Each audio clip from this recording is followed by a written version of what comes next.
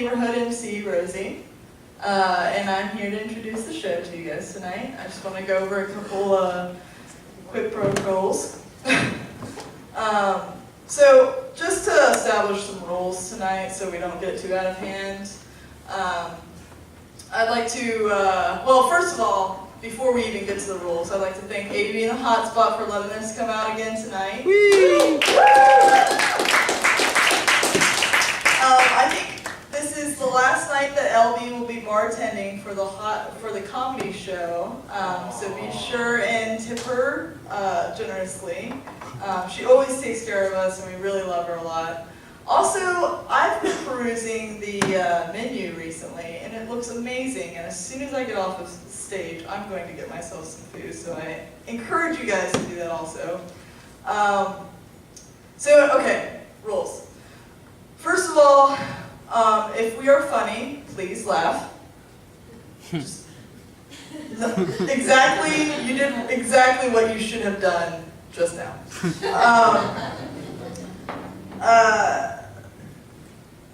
For the comedians, we try to, just some house rules to establish.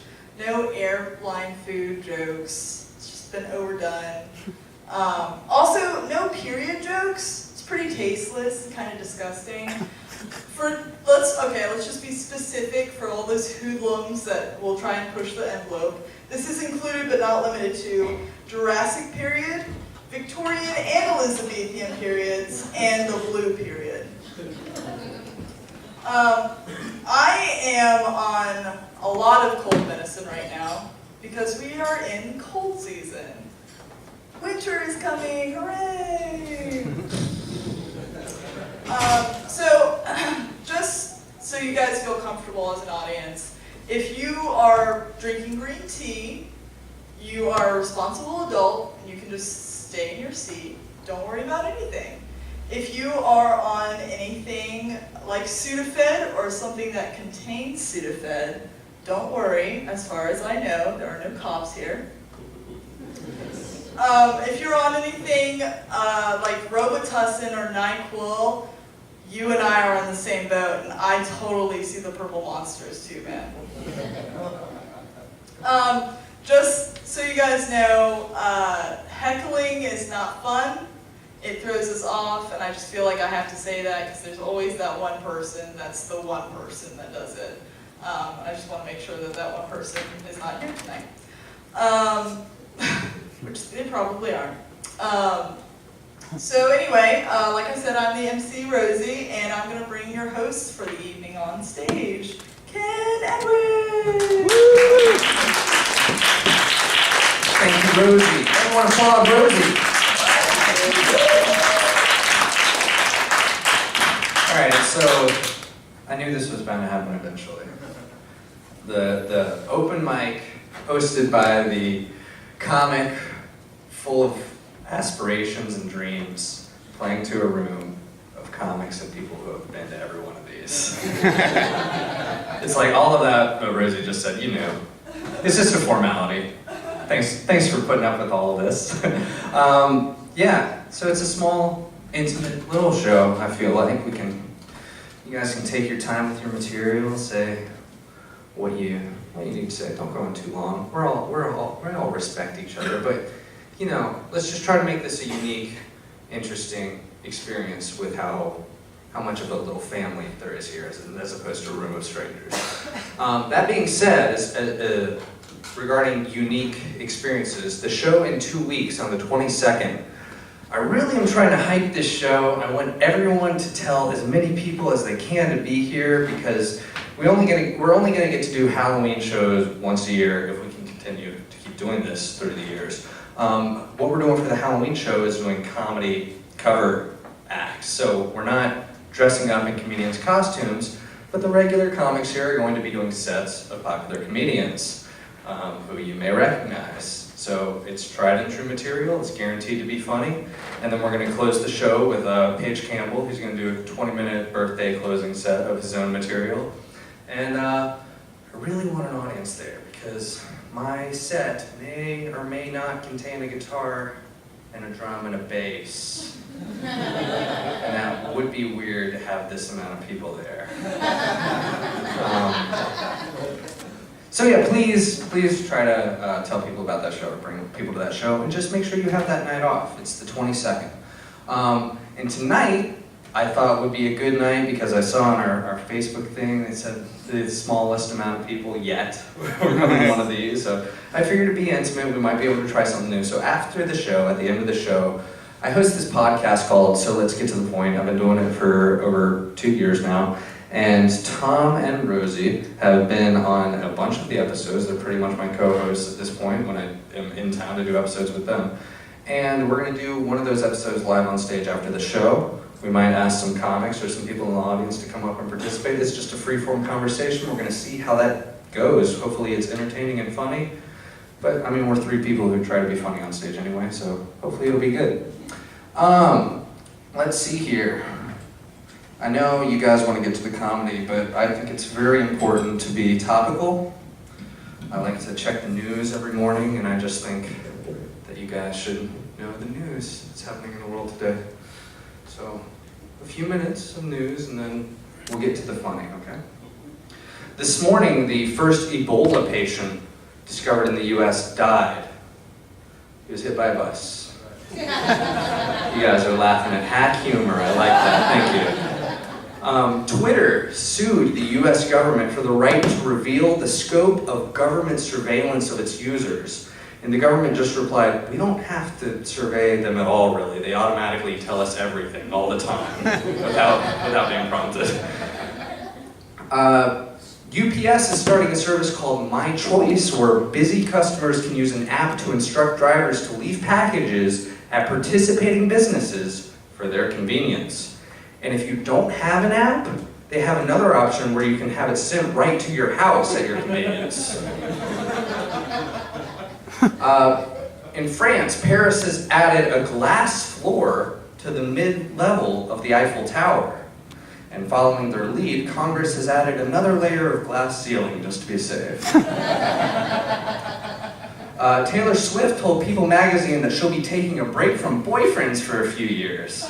Relatedly, Taylor Swift will not be writing any new songs or having anything to release for a while. Apple analyst Gene Munster,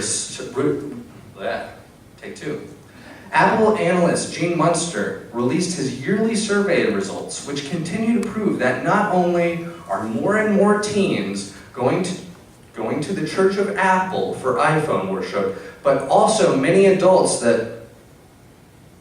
Hold on, I got a text.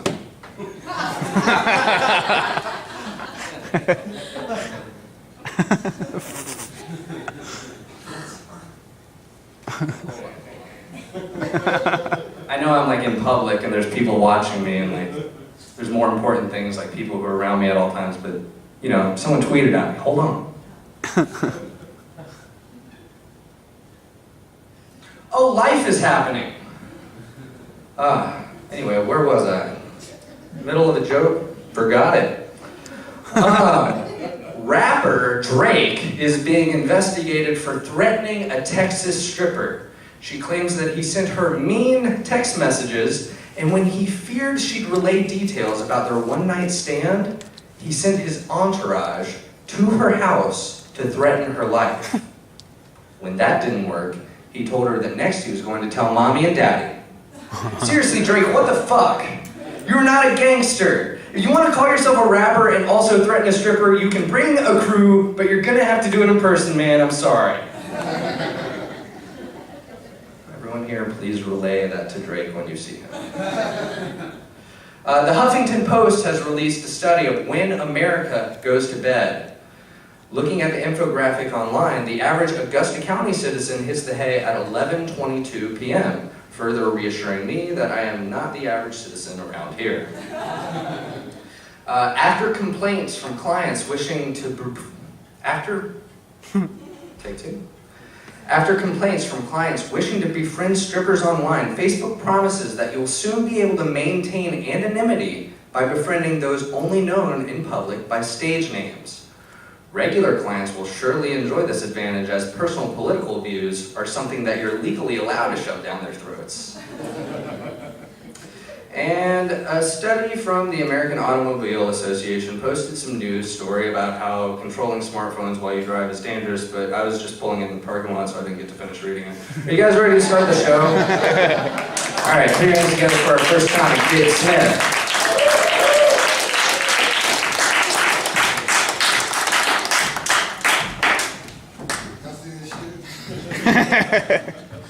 Yeah, they'll be on fucking stage. Thank you, bro. Thank you.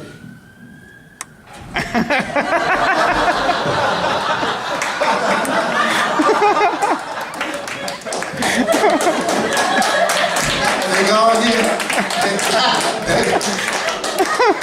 Don't say my name too loud. Motherfucker, they after me. Oh shit. He ain't talking tonight. Not till later on, right? How y'all doing tonight? Oh shit. I gotta do this. I can't see shit. How y'all doing tonight? Woo! Woo! Bunch of owls in this motherfucker. How y'all doing tonight? That's what I'm talking about. See, y'all need to do that every time somebody come on the fucking stage. Make one motherfucker want to talk then. But I got something to say. Are y'all done with the Ray Rice shit? Yes. Are y'all done with it? Yes. Well, don't be done with it, because it's coming back. No. Yes, it is. He just signed with Volkswagen. Punch back. You can't punch back. They gonna have him in the elevator doing all kinds of shit in that bitch. My thing is this, man. Who's seen the movie Friday? Everybody? How the fuck he knocked her out, drag her out the elevator, and take her shoes off? He was like easy out there into the show and shit. You don't need them shoes, you big bitch motherfucker. Right? Why did he take her shoes? I reckon because he bought the motherfuckers, right? He went to the motherfuckers back. What about Peterson? Whipping the kid. Somebody said all. Who said all? Sparkle.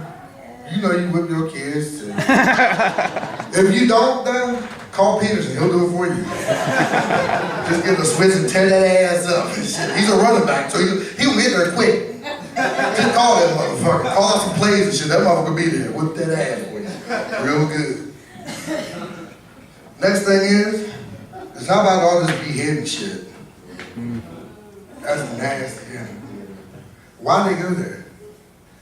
That's my thing. You're a journalist and shit. You want to cover something? Cover that shit at home. Get on the goddamn internet and shit. I ain't going over there and be fucking on the news like that. Shit. Get down on your knees, motherfucker behind you and shit.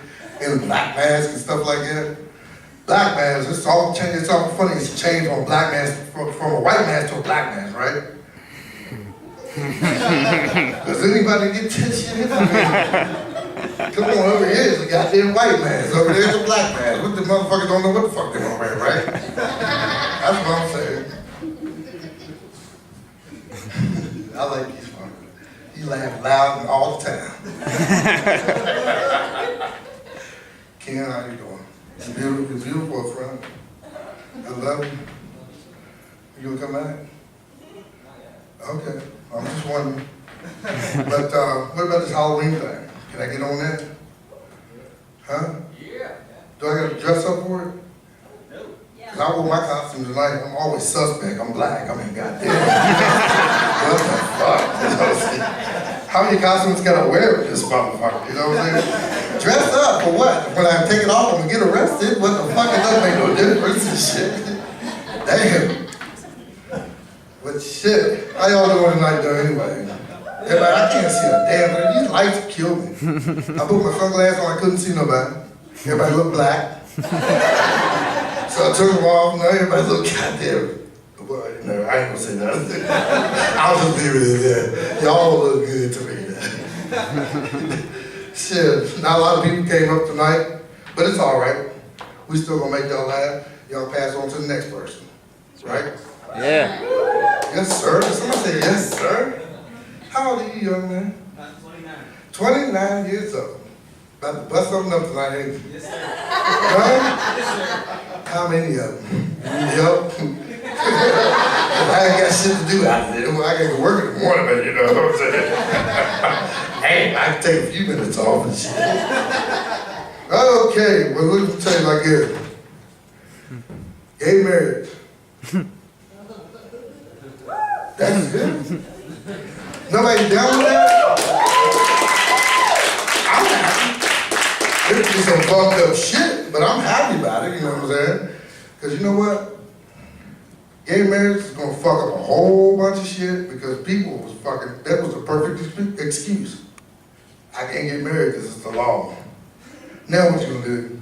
It's the same old shit, but you gonna put that ring on my finger, right? Well, you know,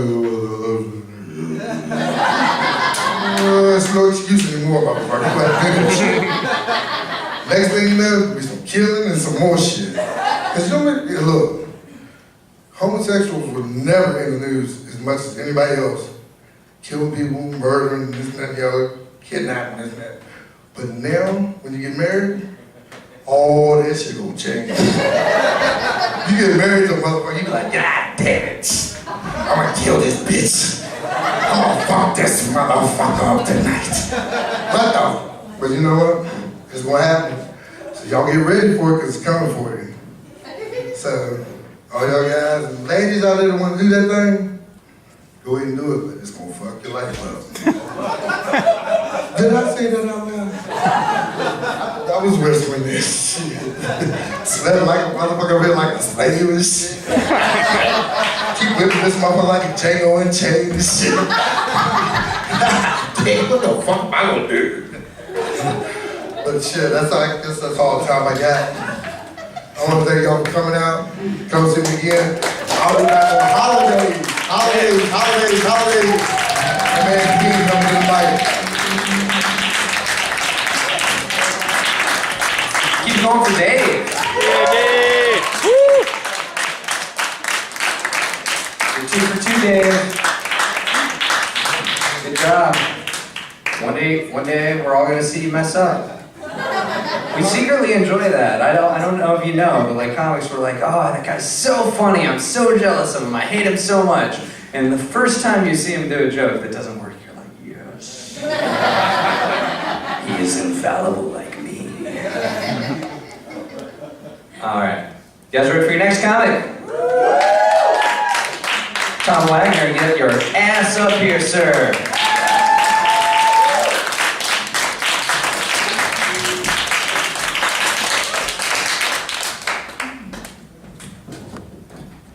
Don't clap. I forgot I was next. Someone else was supposed to be up here, but he didn't show up, so I'm gonna do his jokes. I don't have any of my own. So before the show, we were just kind of killing some time, and we walked over to this Halloween store right across the parking lot. It's pretty fucking cool. They got some really cool stuff in there, but those sexy pirate costumes are bullshit. They don't look right on me. The pictures lie. I look at them like, baby, we need to take this back to the store. If my legs look like hers. Every time I point that stuff out to my wife, I'm like, oh, look how sexy that looks. She's like, really? You want me to wear that? No. Maybe. She wants me to wear it. Maybe.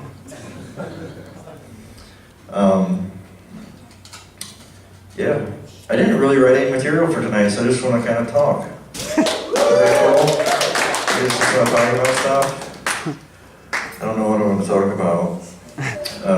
I drive around Waynesboro all the time, so I see a bunch of crazy shit, and I see a lot of crazy road signs that I just don't understand what the fuck. Like, it's obvious to me that America's dumb, right? America's stupid. We're playing to the lowest common denominator. We're playing to the stupid people. When you put up a sign saying that there's a stop sign ahead and you can see the stop sign, who's that for? I see this one sign that says state law, yield to pedestrians and crosswalk. Think about that for a second. It's a law. They don't make laws until shit happens, right? McDonald's didn't put caution hot on the side of their coffee until someone spilled it on their lap. So the government didn't put up this yield to pedestrian sign for no reason. somebody got hit. And said, this is fucked up. If there's not a sign, do I still have to stop? If someone walks out in front of me, sorry officer, yes I did see him, but I did not see a sign telling me I had to yield. I saw a speed limit sign, so I sped up. You need to tell him to walk faster. Yeah, road signs are crazy. Road signs are, I saw one the other day that really fucked me up. I saw this, like, I was driving and there was a sign right here that said, road construction ahead. Oh, that's interesting. I drive by it and then there's a sign right here, end road construction. Really? What are you doing in that 3 feet space? Fixing the curb? But there's no one there. Every time I drive by, I see road construction people. That's the job I want. I want to be the road crew because I can stand around and smoke cigarettes on the side of the interstate all day and get paid for it. I can hold a sign. I'm real good at that. I can hold a sign that says stop. Slow. Stop. Hey, I'm going on break. I need a break. I need to go to lunch. So what else is going on? All kinds of stuff going on. I'm thinking about my dick a lot lately. You guys too, right? Yeah. It's something. It's something. It's a dick. I have kids at home. I don't know where I'm going with this. So, I have a dick. Therefore, I made children. I made people. I am I'm a plant. You know? I make shit with my dick. I make people. How many people can say that, right? You can make quiche, huh? Well, I made people do that.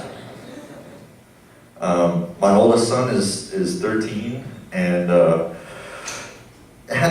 he's at that interesting, awkward age because I remember what I was doing when I was 13. I had started smoking, started drinking, started watching porn. He's got the internet, and I'm jealous. I mean, I have the internet too, but it's just not the same. It's just not the same. The other day, I was outside and I saw him walking home from school, walking up the street, and he went in the house.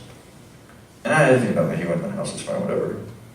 And a couple minutes later, I went back in, and he wasn't there. I couldn't find him anywhere. Where the fuck did he go? I hear a noise in his bedroom, like, he's in his room. What a good kid. He's in there doing his homework. I was so proud of him. I'm gonna go knock on the door. Hey buddy, what are you doing? Open the door and the blanket yanks up. Dad, close the fucking door! Oh shit. Oh shit. Fuck. I never got. What do I say? I had to go sit down. I was like, what the fuck am I gonna do? And that never happened to me before. I never got caught that I know of.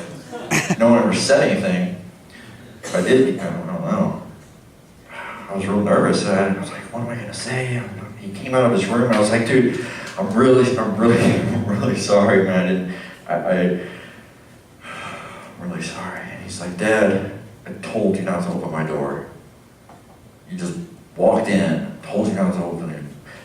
Look, dude, I get it. You were choking the chicken and I walked in. What the fuck, Dad? Well, I get it, dude. You're, playing with your snakes, spanking the monkey. I don't know what kids call it. He's like, Dad, look. I had a hermit crab. I don't have a snake. I'd like to have a pet monkey, but I was jerking off, and you kind of interrupted me. Okay. There's the internet paying off again.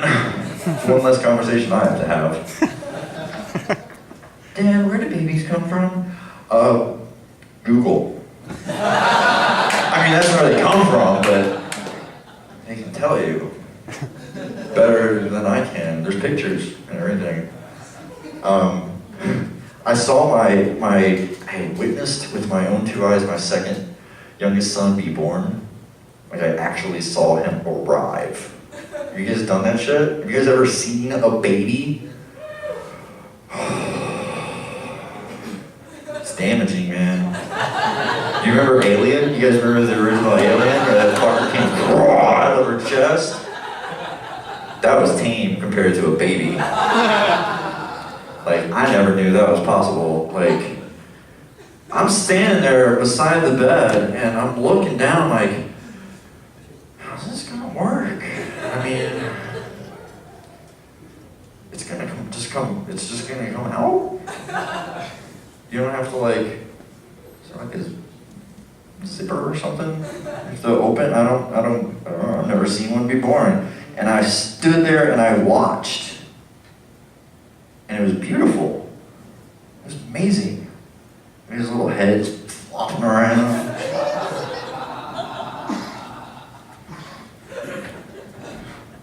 Scary, dude. It's scary. It's scary watching children be born.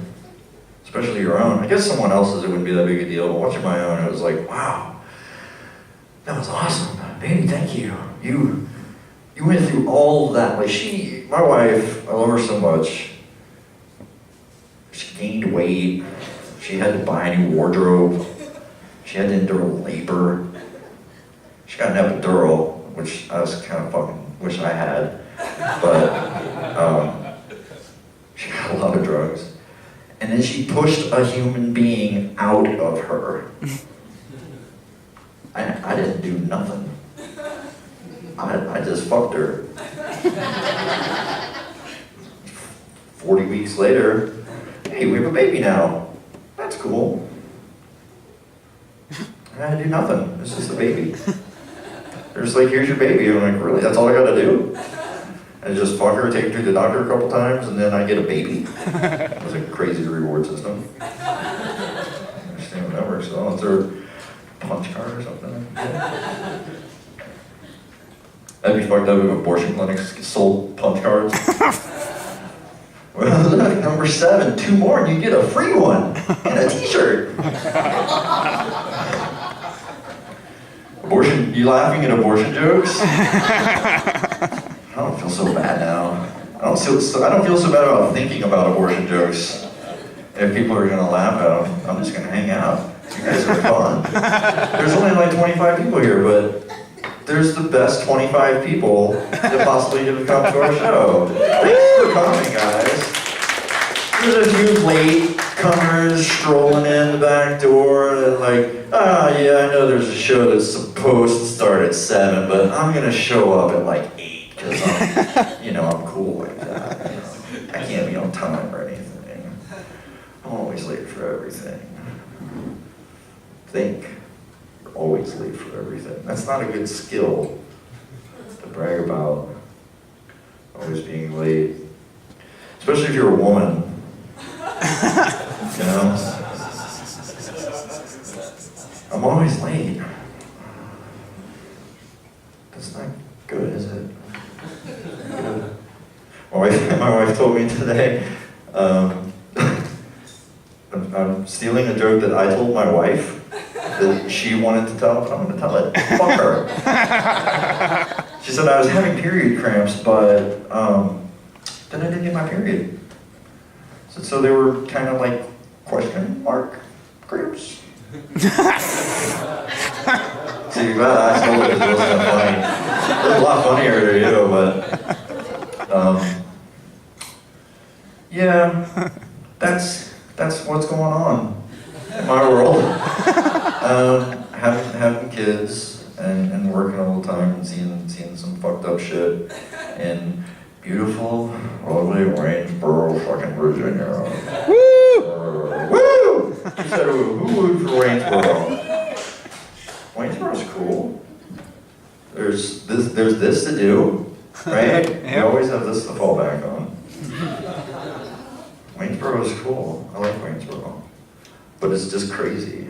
It's crazy the kind of people that live in Waynesboro. Like, I delivered pizza to this guy's house the other day, and he's a bit overweight. A bit. And he has hygiene problems and doesn't always change his clothes. And he's kind of gross, and he always orders like $60 worth of food. I don't know who the fuck he's feeding. Probably himself. I've never seen anyone else in his house.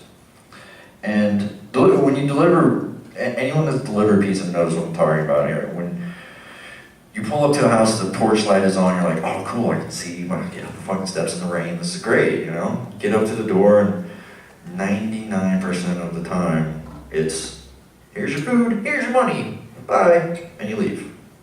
Walk back to your car in the dark. Motherfucker, don't leave a porch light on for you. I got my food. I don't care if you fall down the steps. But this guy, he like, I never noticed it before. Like, I've been to his house so many times, I never noticed it before, but he left the porch light on, and I got back to the car, and I sat down and put my seatbelt on, and I looked up. Fucker's still standing in the doorway. That's so sweet of him. A $5 tip, and he watched to make sure I got safely to my car. Or he wants to fuck me. I don't know. I don't really know which one it is. I don't think I would fuck him for a $5 tip though.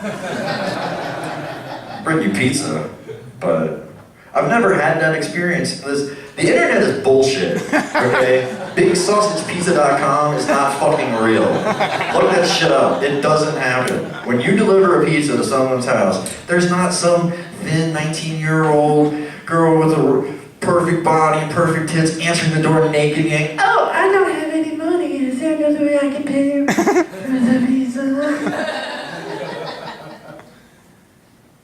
I'm married. I need money. It's beautiful. I like the design of the, it's nice what you have there, but I got bills to pay. I wouldn't know what to do. I really wouldn't know what to do with it. She'd wear me out. She'd kill me. My wife, she would kill me. Another girl. She'd be like, you did what? You know, she didn't have money and she's hungry. Customer's always right. I don't know, is that what we're doing? I think I'm gonna get out of here. But I've had fun. Woo! Thank you for laughing at the voice for this. And I'll see you guys later.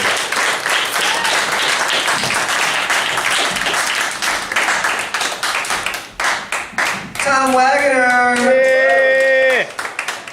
He'll be back up here later when we do that podcast you guys are all going to stick around for. Thank you very much. Tom was talking about delivering pizza, and I work at the same job as him. We work at Brothers, and Andy was talking about road signs, and right next to Brothers, and actually on this side of Waynesboro too, on either side of Waynesboro, there's this huge billboard of, it's for Augusta Health, our local hospital, and it's this woman just smiling like really big, and it says, I wouldn't pick anywhere else. Now, I wouldn't pick anywhere else either, no matter what. Even if it had the reputation as the shittiest hospital ever, if I had a broken arm or a severed limb or anything like that, that's the only one we have around here. I wouldn't choose anywhere else either. That's not a glowing review for a billboard, is all I'm saying. All right, next comic is his first time performing here. Everybody, make him feel welcome. Put your hands together for T.J. Ferguson.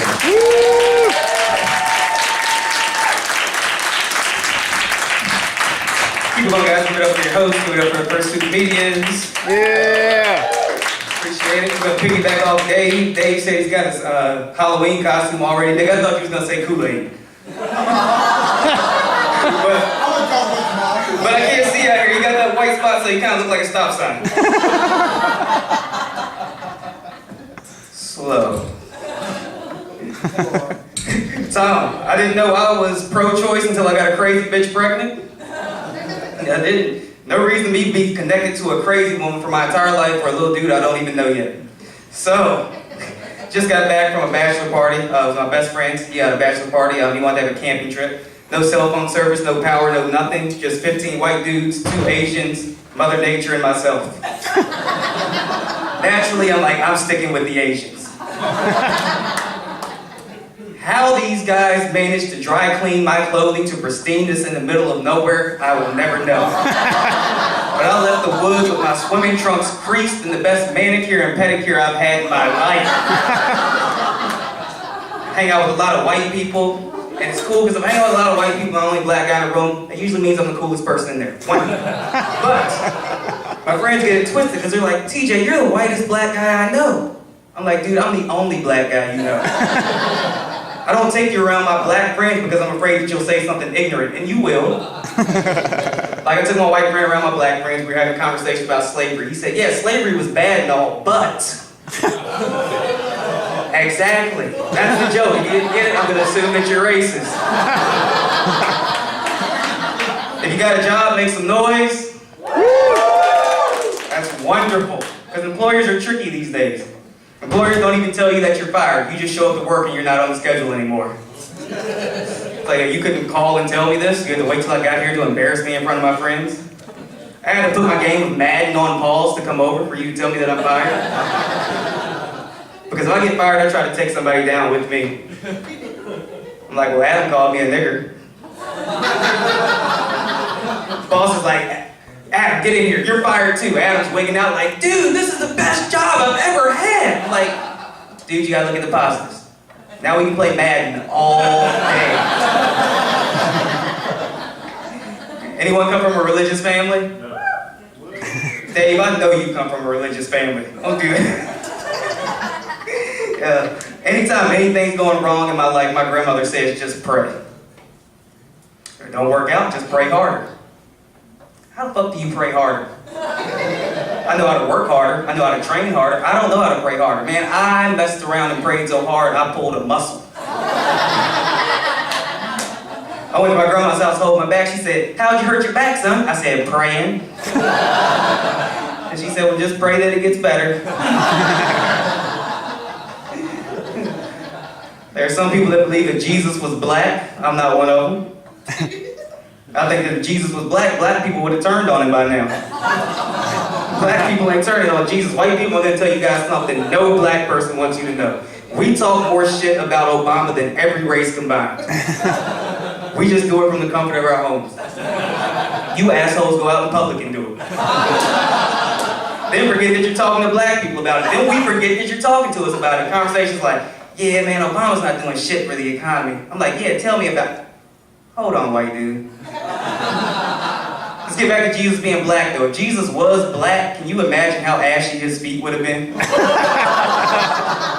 Yo, who's gonna say anything to him? That's Jesus. They'll be like, damn, Jesus, you need some olive oil for your feet. Damn, Jesus, look like you wearing white socks with your sandals. My ex-girlfriend was Puerto Rican and bipolar. Yeah, it's a whole nother disease called homicide. Sleeping with one eye open and shit every night, walking on eggshells around the house. Oh man, I got commitment problems. I feel like she's the reason. Like, I just can't imagine being with one girl for the rest of my life. I can't even jack off without thinking of 2 or 3 different women. Oh, so it's gonna be a funny question. Like, give me a lady volunteer. Raise your hand, anyone. Rosie, I see you. So, funny question, but I need it for the joke. When's the last time you went underwear shopping? Recently, we'll just say that was. Because women know when to go underwear shopping. Because women got 3 different types of panties. They got period panties, they got 9 to 5 panties, they got I'm getting dick tonight panties. They can pull those panties out whenever they want to because they know when they're getting laid. Fellas don't have that luxury. We'll take the same 7 pair of drawers and wear them for 7 years. If we do get lucky enough to get laid, it's like, well, hope these don't have any skid marks. Exaggeration. I did just buy a new pair of underwear. They were nice. They had a picture of an elephant on the front. No trunk. Just 2 tusks and 2 elephant ears. So I put them on for my girl. I was getting all sexy where she said, ooh, baby, where's the trunk? I said, girl, you know where the trunk is. She said, oh, it's a baby elephant. You guys obviously have no idea how big a baby elephant's trunk is. I'm TJ Bergson, that's my time for that. Yeah.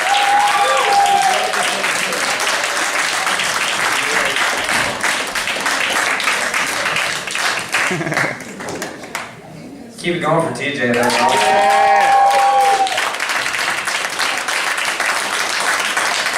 I'm not even prepared for the next comment, but I was just caught up watching him. He was talking about Jesus. You think Jesus like ever, because he was a carpenter when he was hanging up there on the cross, he like took note of the construction of it. Like, he was basking in the glory of knowing he was going home, so he's like, oh, sandalwood, interesting choice. Alright. That's horrible. What else is horrible? Jesus seemed like a pretty cool guy. I wouldn't have trusted anything he said in the hours leading up to his death, though. Because I heard that he had his fingers crossed. I know that doesn't make sense with the 2 jokes in that order, but I didn't know I'd be doing the second joke. But I offended someone with the first one, so I had to. All right, your next comic is David James. Put your hands together for him. Keep going, as you walk up here. Not gonna let this silence die. Give him the biggest round of applause. 25 people, more than 100 people in the room have ever given it right. David, you're gonna rock the house. We love you.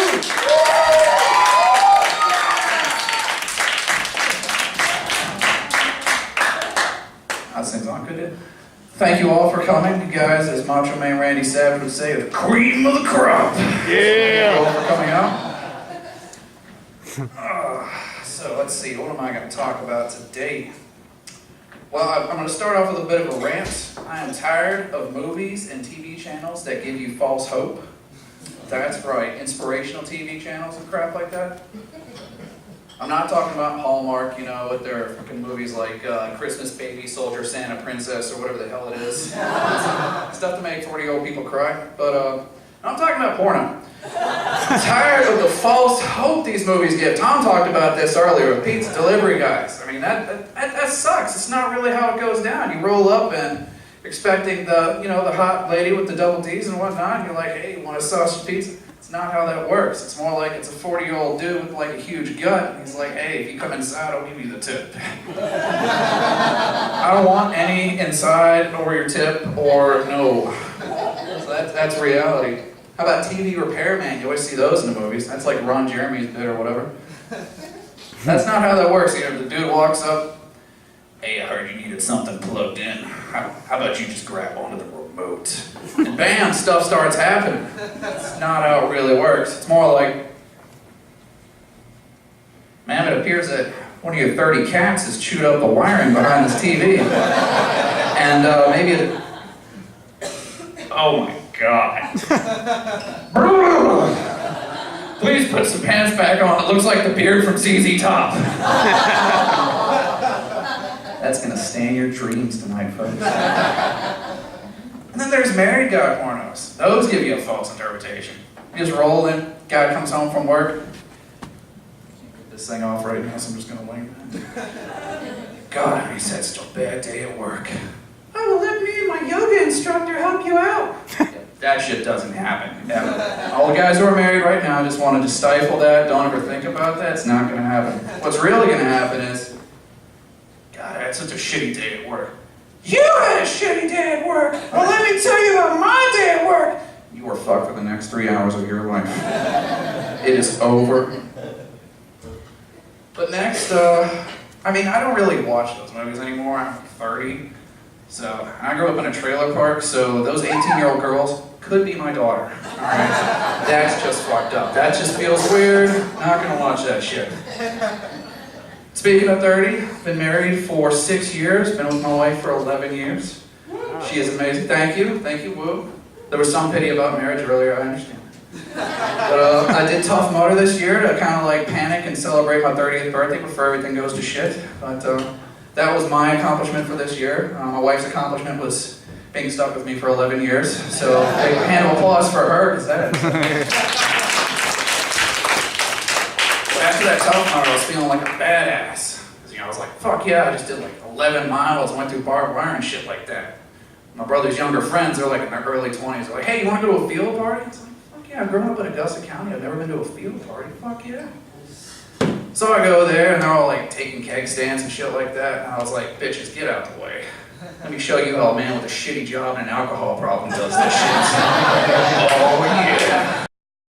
I out-drank those little fuckers like it was like a kindergarten class. It was great. The next morning I staggered out of my truck because that's where I slept, thank God. But I was just gonna be the field, but somebody got me in the truck, that's good. So stagger down, there's this nice river. It's just so picturesque. You forget how pretty this area is. So I'm looking at this nice river and shit, thinking how beautiful everything is. It's like how nice everything is. And my brother's friend goes, "Hey Dave, you all right?" You know, I was like, bro, I puked for 12 hours, folks. I'm 30 years old, I can't do that shit anymore. Fucking keg stands and crap. That's a young man's game. Because they don't have a wife and shit to do the next day. But being that I'm 30, I want to talk about the 80s. Because I see a lot of people like, oh my God, that's so 80s. You were born in the 90s. I don't know if we can talk about this. So I'm gonna roll some education. So let's start out with TV shows from the 80s. Start with Ernest. That was a great show. It taught us to laugh at people with schizophrenia. Know what I mean, Vern? It is harsh when you look back. I mean, it's really hard for me because, you know, I grew up in a trailer park, have the accent, and I talk to myself, so it's a little too real looking back. A little bit.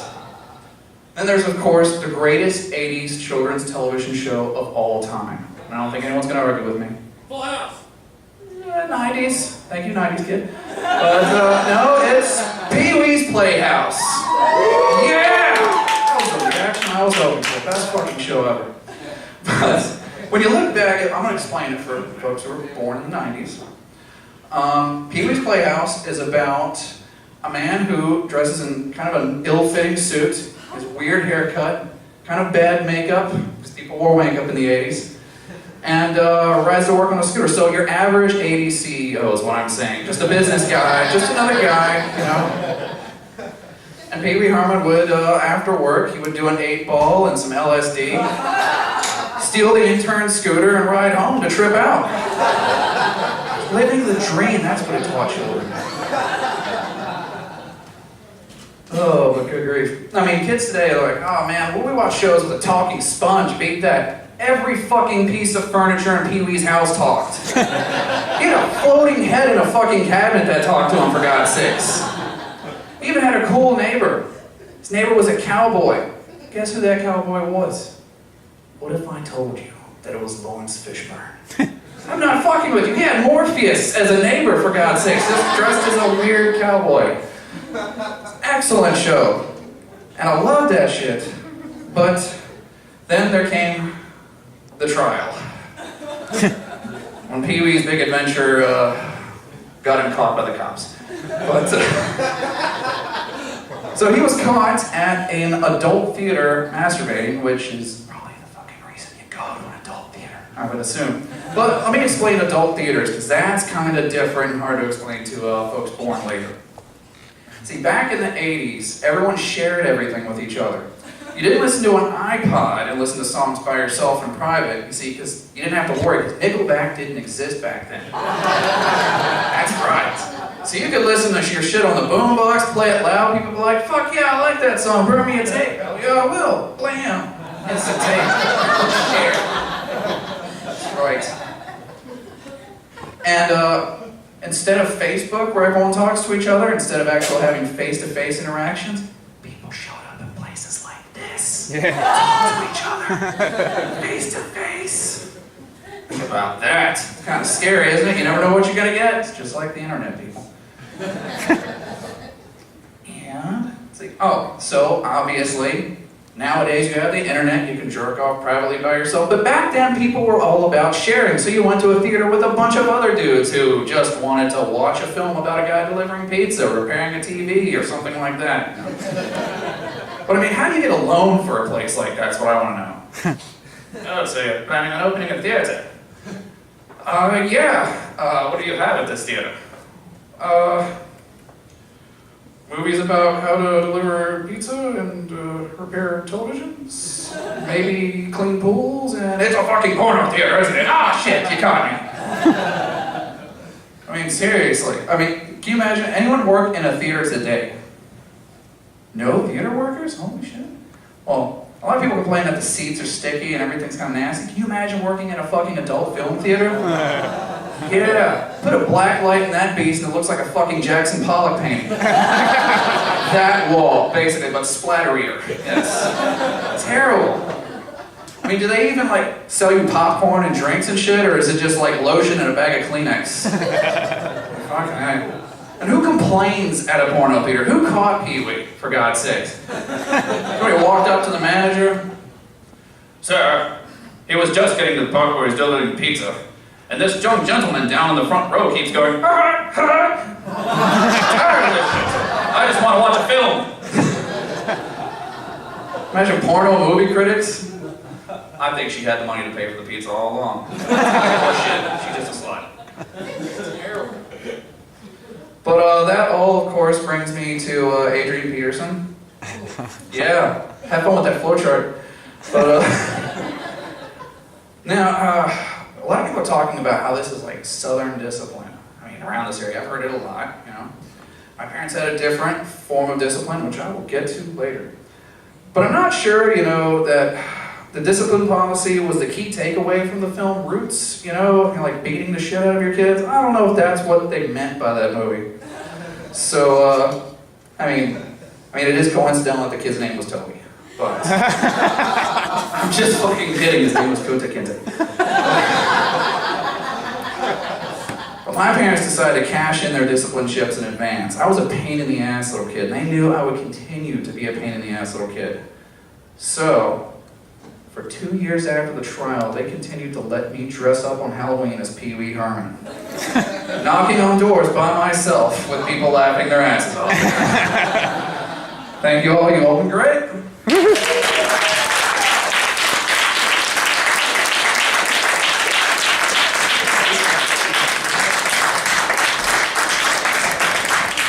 Keep it going for David. That entrance is well deserved. How awkward exit you just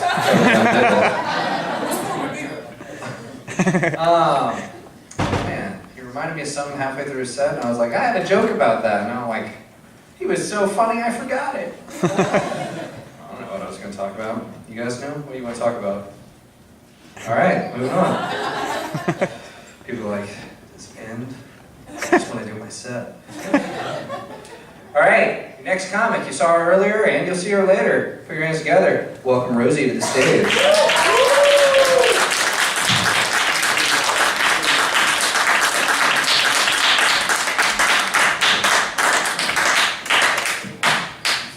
Hello, friends. Thank you for the slow clap. I appreciate that.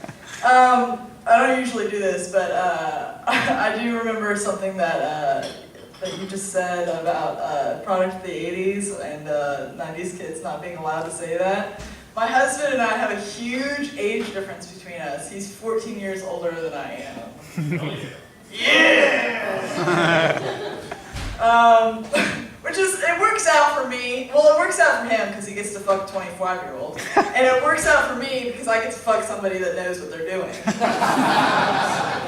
Kind of. Just, let's be honest, kind of. And I, one time, saw one of those shirts, like in some fucking shoe, like, store. And I was like, oh my god, maybe I'm gonna get that shirt. It said product of the 80s. And he's like, you can't get that. You don't know anything about the 80s. And I was like, okay, fucking literally I am a product of the 80s because I was born in 1989. So technically I am a product of the 80s. You can't fucking argue with that shit. Yeah, I know it's not funny, I'm sorry. I just thought it was anecdotal. So, the internet is my best friend. Woo! And I say that because all of my other normal friends will not return my texts or phone calls. And the internet always provides me with adorable videos of kittens and adorable videos of pussy. And my friends do not provide me with that. And I fucking wish they would. Back in the 90s, we used to provide each other with that. Anyway. So I've been thinking about the Bible recently. I love the Bible. Honest disclosure, I'm not religious. But I do study the Bible. I think that it's kind of, it's good to know. It has some good morals to it, so it's fine. But there's a lot of interesting stuff about the Bible, and it really sparks my curiosity because I think that people take away the wrong things from the Bible. Like, people have tons of stories that they will always cite, like Adam and Eve, Noah and the Ark, David and Goliath, just tons of stories that they just can automatically just talk about offhand. And I am always fascinated by those stories because I feel like the story stops at the most interesting parts, and we don't get actually the real story. Like, for example, Adam and Eve. We'll just start at the beginning. Adam and Eve ate an apple. They were stupid, and they became smart. God got angry at them because they had, all of a sudden, because they ate of the apple, they had knowledge of good and evil. That doesn't make sense to me. Like, just having the knowledge of good and evil doesn't make sense enough to get angry and usher somebody out of the kingdom of, or the Garden of Paradise. I think that something must have happened that they did with that knowledge that caused them to be removed from the paradise. Really, Eve is the culprit here. She started the whole thing. Eating the apple and forcing Adam to eat with her. And I think that she must have done something that embarrassed God, really. I think the real story is that Eve all of a sudden had knowledge, and with her knowledge, she does what any scientist does, and decides to document and record everything that she sees around her. Oh my God, Adam, look at this beautiful world. We weren't even noticing it before. Oh my God, look at these creatures. I'm gonna start naming them. And Adam's just like, she's like, eat this fucking apple. Come on, get on board.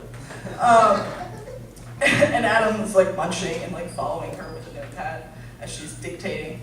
She's like, look at this, oh my God, look at this magnificent creature. It's got a big long neck. It's so beautiful, oh my God. I think I'm gonna call it the Clitosaurus Rex. Adam's just like, okay. And she comes across this beautiful, like, little cute dinosaur with tiny teeth and just like wings or something.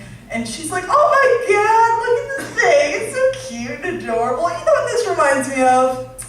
Adam, I think I'm gonna name this after you. I'm gonna call it the Microsaurus Rex. Microsaurus Dick Rex. It's just shortened, like your dick. And of course, God is like, Adam, how could you have let her? First of all, knowledge is dangerous. That's why I kept it from you. And you let her eat this and then started letting her name things? Like, fairies? Really? Did you think that was gonna fly over? We already have a sexual preference named after that. We don't need any, I've gotta wipe them from the face of the earth now. So basically I think God like covered it up. And then you have this great story of Noah and the Ark, and I think that's fascinating. Like, all of those animals in one huge boat, that must have been amazing, right? And we get that huge story of like Noah having to like grapple with the fact that he's making a boat in the middle of the desert, and everybody thinks that he's crazy, but he's got faith in God, and he's gonna continue to do it. And then it's rewarded because it rains, and he survives, essentially. And he spends 40 days and 40 nights on a boat. And that's all we get. Like, that's a huge hole in the story. I want to know what happened in those 40 days and 40 nights.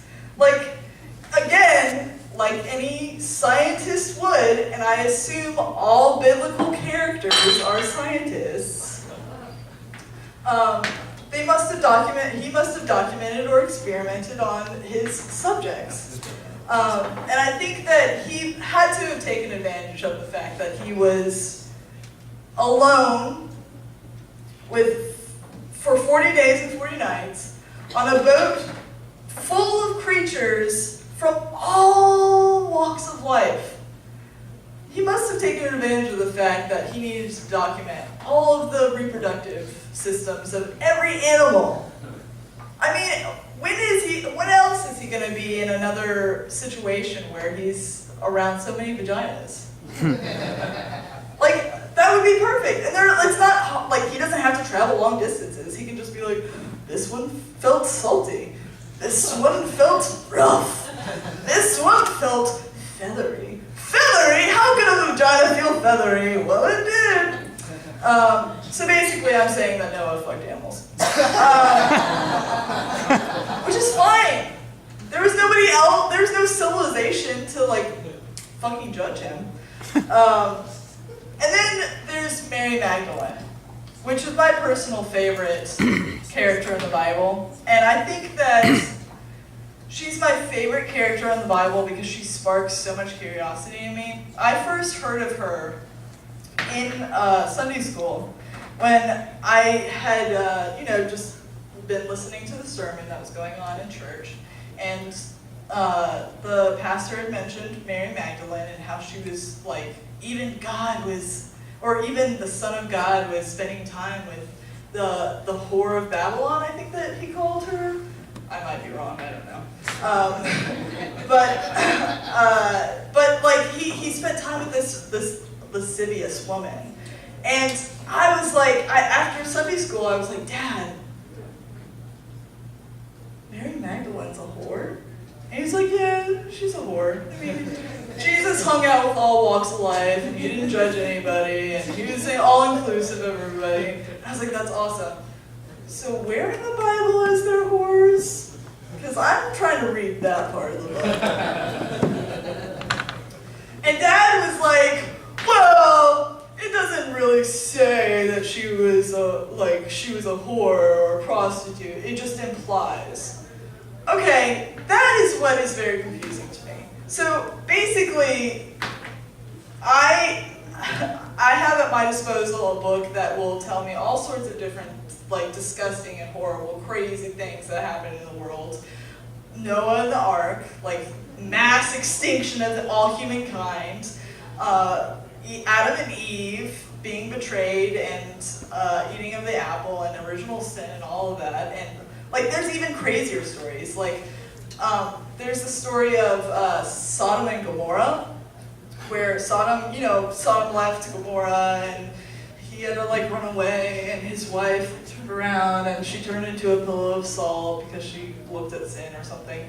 But the crazy part of that story is that Lot fucked his children immediately after, but didn't fuck his children, he was raped by his daughters. That is explicitly said in the Bible, but you can't explicitly say that Mary Magdalene is a whore. Doesn't make sense to me. So I looked it up, and it says that Mary Magdalene was plagued when she first met Jesus. She was like saved, and like he touched her, and like all these spirits came out of her, and like 7 spirits came out of her, and that was an implicit of her being a whore in some way. I say no. There's plenty of sins that could have been those 7 spirits. There are so many drugs in the world. Like, she could have done every single drug in the world and not been a prostitute and still been cured and been, like, healed. So anyway, I'm just saying that Mary Magdalene's understood. Also, I think that maybe she was just a shrewd businesswoman and possibly misunderstood. Like, what if she was, like, the best daycare mogul of Jerusalem? And everybody was just jealous of her? Anyway, it doesn't matter.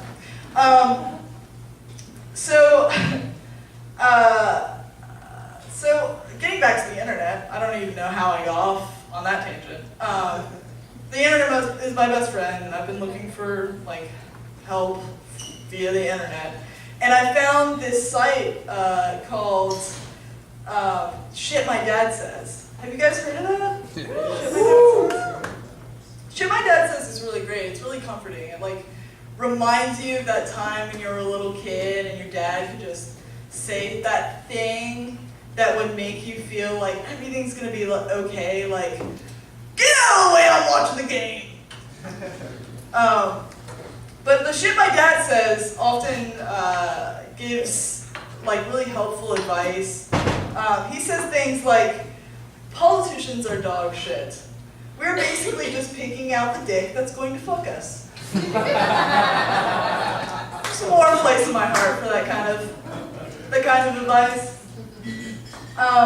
So, being the relentless feminist that I am, I was like, man, if there's a shit my dad says, there must be a shit my mom says. So I scoured the internet, and would you believe that there is not a female equivalent of the shit my dad says, Dad?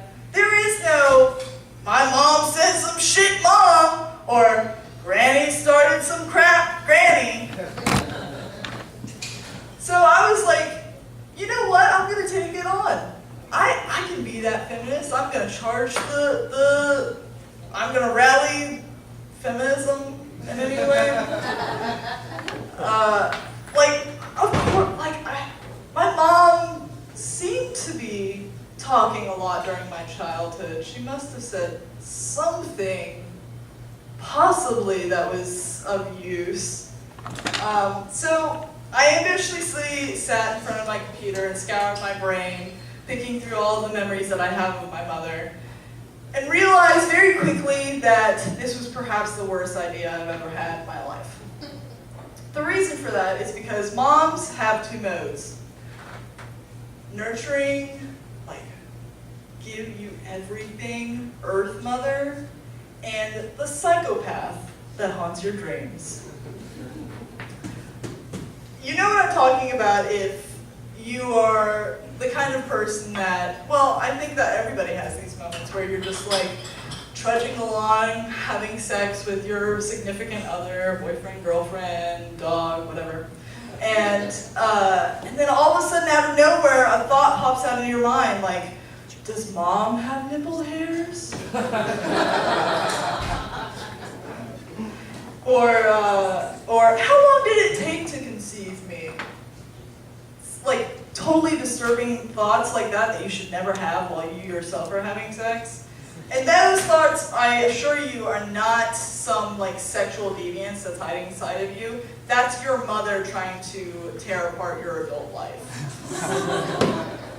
And I say that because my mom is insane, and she has planted numerous memories and advice that all of a sudden have come up because of my trying to figure everything out, with trying to be an internet sensation.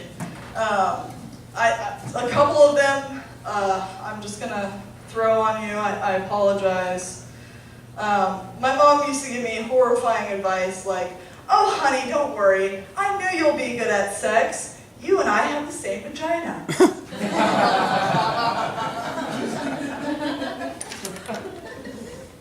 This doesn't even make sense. And I was only asking if she thought that I would get into a good college. On race relations, my mother once told me, I had sex with a black man, but it wasn't at all what you'd think. His dick was long, and it was so thin. It looked like a baby's arm. Ugh. I know, right? How dare my mother say dick right to my face. But I shouldn't judge my mother so harshly. I'm a mother now, and I make my own mistakes. Recently, my husband and I have had to deal with our 13-year-old discovering the internet for himself and also pornography. He talked about it a little bit earlier. It's been a really interesting experiment, and we took the approach that we were just gonna let it go and let him do his own thing, and like give him his own like shitty tablet, like shitty enough so that it was like authentic, like it loaded really like slowly, like it did in the 90s, where like the page just like you see like one boob every 5 minutes, It's really like expanded our relationship. It's made him more honest, but it's also had some weird consequences. Like the other day, I know that he was temptation just got to him, and some weird stuff started coming up on my internet, my computer, which he specifically knows that he should not be on. And I was like, Tommy, what's going on here? Have you been on my internet? He's like, no, I don't know what you're talking about.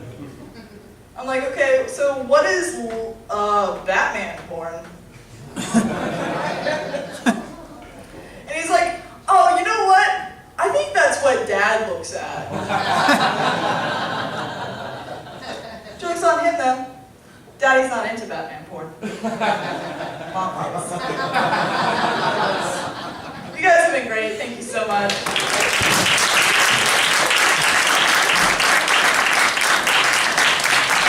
Keep going for Rosie. Right. Got 2 more comics tonight. There are literally people standing on the outskirts of the venue and nobody in the front row. One day, my dream is just to have people in the front row. When you go to a concert or see a real comedian, you want those front row seats. People here like, I don't know him, I'm gonna stay in the back. Wouldn't you rather an inexperienced comedian fuck with you than somebody like Louis C.K.? Louis C.K. making fun of everything about you in the front row? I'm not gonna do that. All I got is like, you have long hair, what's up with that? Vincent? Sorry.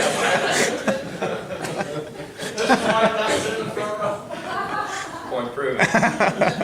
So, 3 other comics canceled on us tonight. I hope you guys don't mind. I don't mind, fuck them. Fuck 'em. R.I.P. Tristan Thorndike, Scotty Rudine, and Neil Hudson. No, I'll hunt him back, don't worry. Way too funny for me to get rid of. Alright, a second to last comic of the night. David. No, not David, I'm so sorry.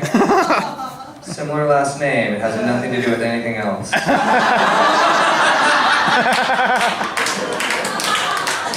Please save me by putting your hands together for Winston Smith.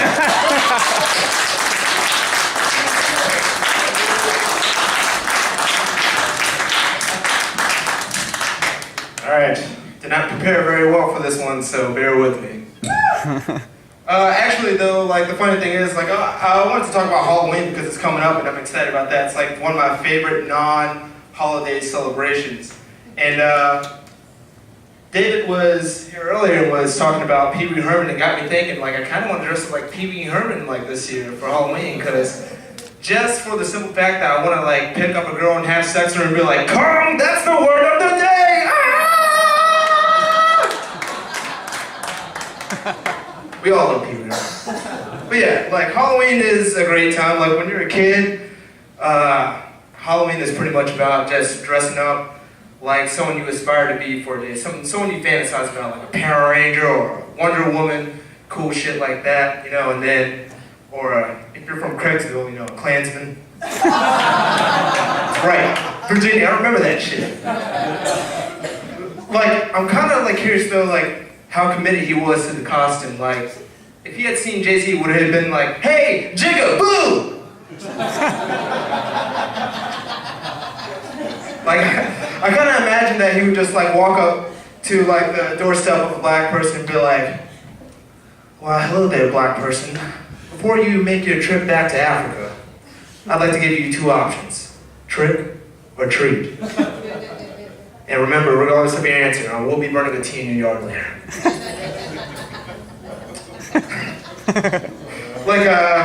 Yeah, so yeah, usually like a lot of kids dress up in costumes, but you know, there are other kids that don't need the costume. They usually wear makeup. Most of their stuff is based on imagination and creativity.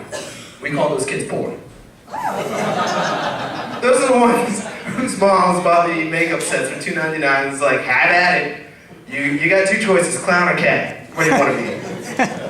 And I say that because that happened to me one time. One year, I dressed up and, you know, there's no costume involved, there's no props, it's just shirt, jeans, and makeup. That's it. Whiskers. That's it.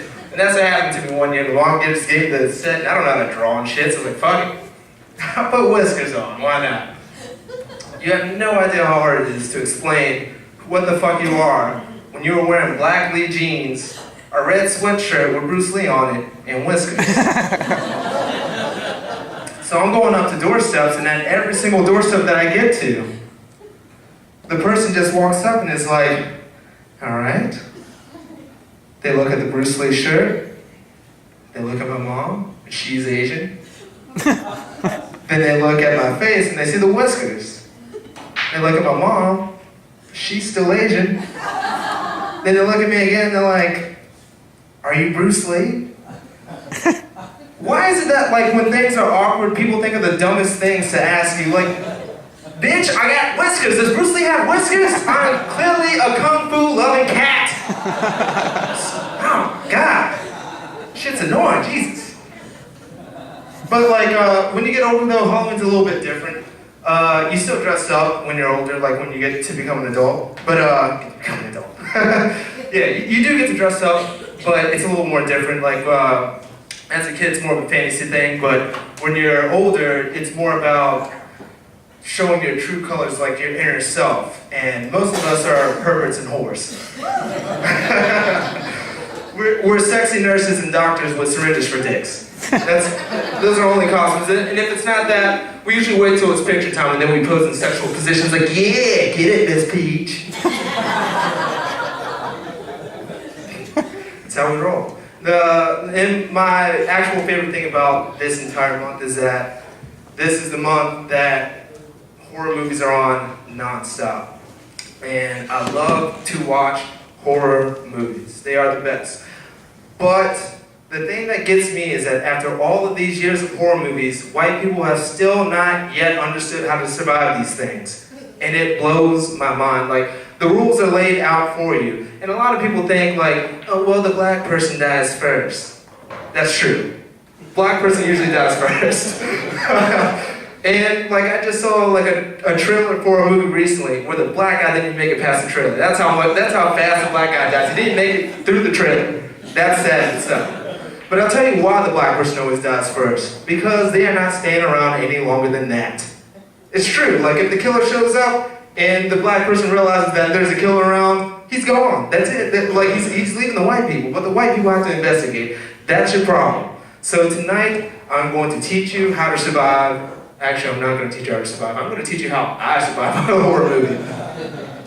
So, normally what actually happens is that, because like nowadays, like black people they're not actually in horror movies anymore. We don't stick around for that shit. We've evolved. But when we are in horror movies, it's always the same thing.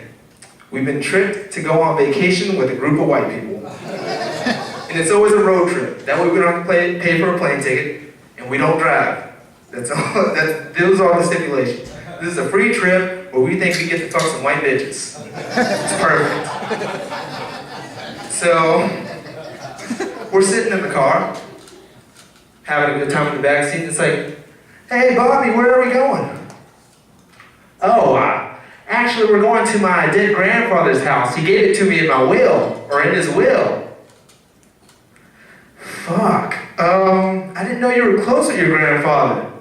Actually, I'm not very close with my grandfather at all. He actually hated my family, and right before he died said that we would rue the day.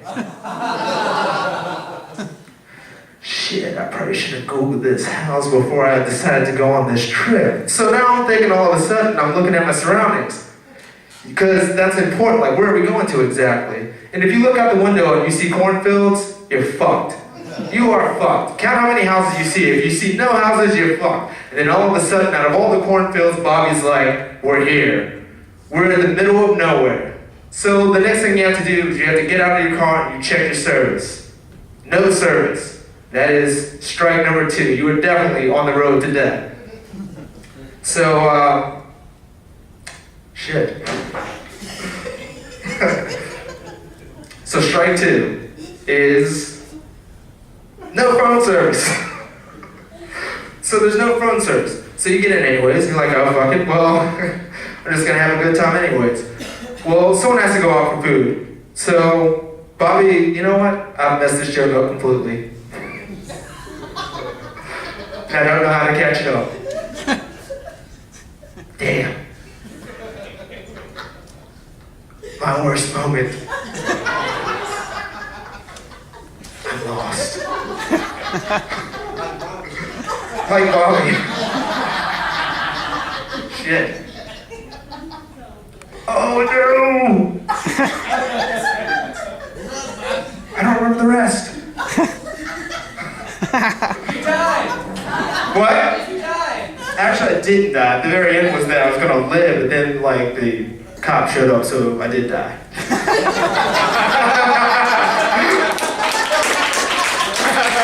Oh my god, that would have been an excellent finisher. Now I gotta perfect that joke. Thanks.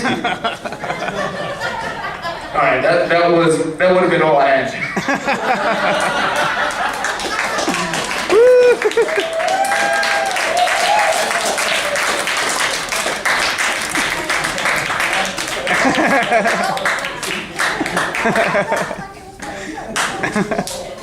Not the most graceful exit, but a fucking great joke to go out on. We all agree, right? We got one more show before Halloween. Well, I mean, it's a cover show. Somebody could do Winston's joke. All right, here's your last comic of the night. Very funny guy, Loris Jarvis Jr.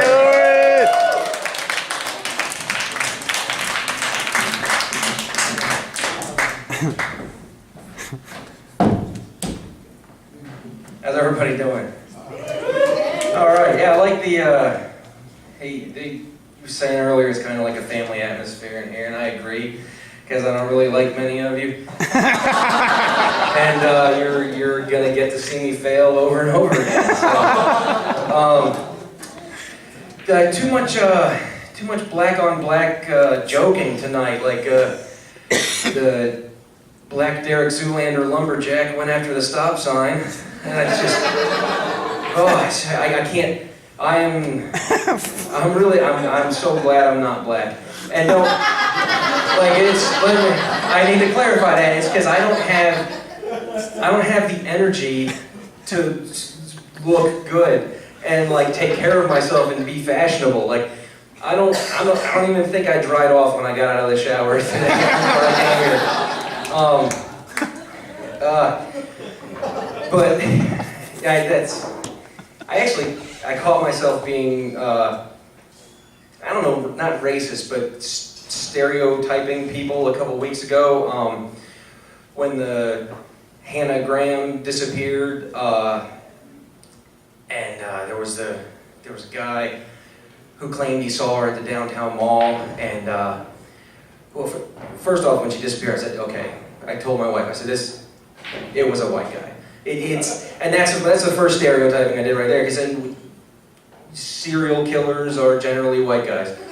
And so then, with this guy at the mall, I was like, yeah, I saw like some black guy walked off with her. I was like, that's the guy who fucking did it, because like, he's like, yeah, she walked away with a black guy. I got in a car with a black guy. It was him. He looked black. Go get him. Go get him. But,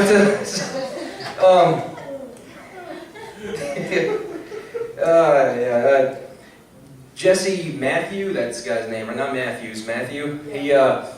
He actually worked at UVA, and this is a little true story, the hospital. He worked at the hospital. My wife recently had her heart valve transplant there, and he pushed her, not like, fuck you, pushed her, but he was like a transporter, and he pushed her in the bed to her x-rays one time. And when all this thing started and he became public who he was, she actually got like this sad look on her face, and she was like, I'm too fat to rape. I was like, oh my god, I swear that's true, that's so depressing. Yeah. And it's not that, she just wasn't drunk enough. I don't think that Jesse Matthew did it. I'm a bit of a conspiracy nut, and Hanagram is actually an anagram for Hanagram, and so I look at that and I'm thinking, okay, what else is an anagram? Jesse Matthew is, okay. No, Jesse Matthew, actually, you rearrange the letters in that, it's the same Jew.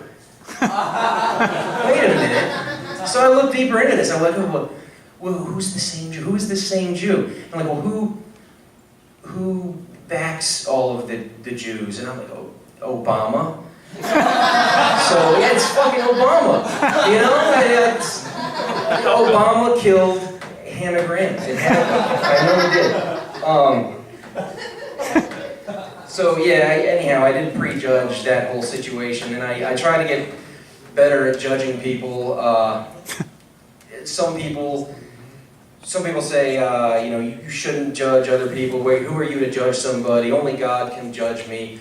I disagree completely. I judge everyone, like, all the time, and I think that if you don't, it's irresponsible. Like, someone will say, oh, you can't judge somebody by what they did in the past. And I say, oh, okay, let this convicted child molester babysit my kid then. Here, come on in. Like, you have to judge people.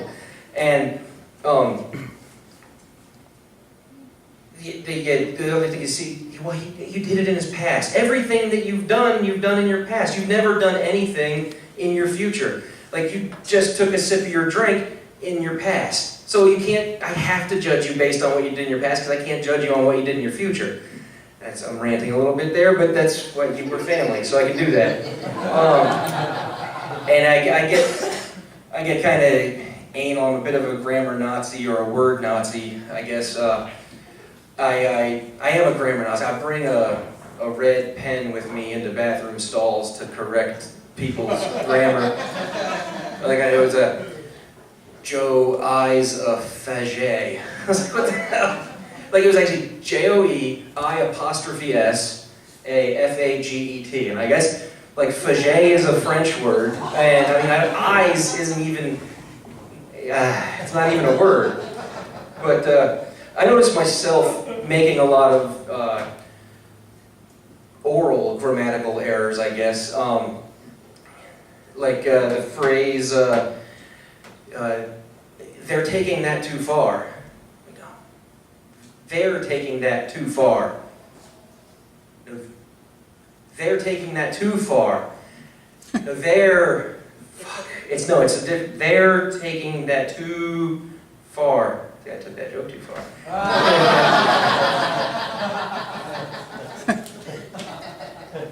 Sometimes I take advantage of the Southern grammar, the way that Southern people speak. I wrote my own vows when I got married to my wife, and she is a Southern girl, so I knew this would work with her. I said, I won't never cheat on you. I won't never take you for granted. And I won't never smoke any more weed.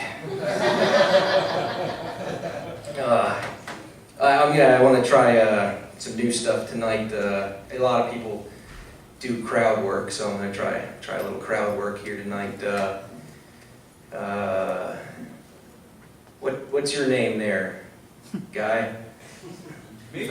Yeah. TJ. TJ. What do you do for a living? I'm a photographer.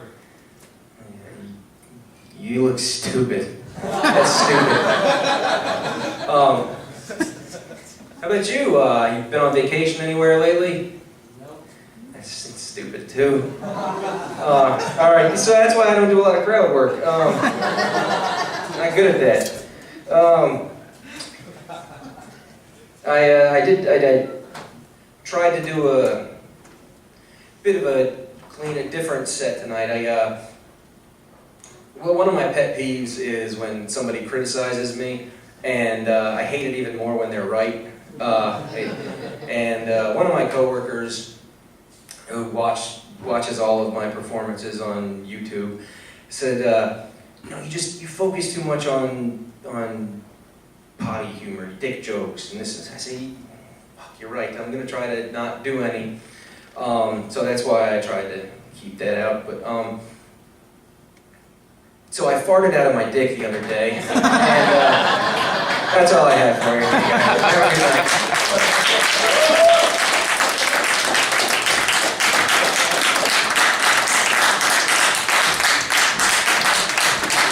Keep going for Lawrence Jarvis Jr. We love it when you close our show for us, Lawrence. I haven't even started drinking yet. So, that's the end of our stand-up show, but it's not the end of the show. So before we get into the rest of the show, we're going to do An applause for everybody who just performed. I'm gonna say everybody who performed and you're gonna applaud them. Dave Smith, Tom Wagner, DJ Ferguson, David James, Rosie, Winston Smith, and Boris Jarvis Jr. Alright, so here's what's about to happen. I'm about to attempt to record my first live podcast. I have no idea how this is going to work. For those of you who don't know what a podcast is, it's a radio show on the internet you can listen to whenever you want. Hopefully it'll be entertaining, but it is not a comedy show, so it doesn't have to be. That's to save myself. Yeah, you can bring those up. All right, so what I'm gonna do right now we're still in ending the show portion before I would start the podcast. What I'm doing over the course of the next 7 days, starting tomorrow, my podcast is called So Let's Get to the Point. I'm releasing 7 45-minute episodes over the course of 7 days. This is gonna be one of them. This will be a shorter one though. You don't have to sit here for 45 minutes, don't worry. But if you do sit here, there's a very good chance you'll get to interact and possibly even come up on stage because we have a fourth mic up here. But yeah, so I'm gonna need you guys off the stage first though. I'm sorry. I gotta introduce you guys. We're not in the podcast yet. Yeah, go pee. Okay, Tom told me to entertain you. That wasn't my goal, but I guess I'll try now. Oh wait, there's one over there. Never mind. All right, so here's my idea for starting the podcast. I want it to seem like I have a huge audience here. So I'm going to announce myself in a different voice, make it sound really epic, and I just need you guys to applaud for like 20 seconds straight, as if I'm just like entering the room and you're so happy to see me and you haven't seen me all night. People leaving, just wait 10 seconds. God damn it. All right, we'll do it with the rest of us, okay? All right, so. Ladies and gentlemen, please welcome your host, Ken Edwards!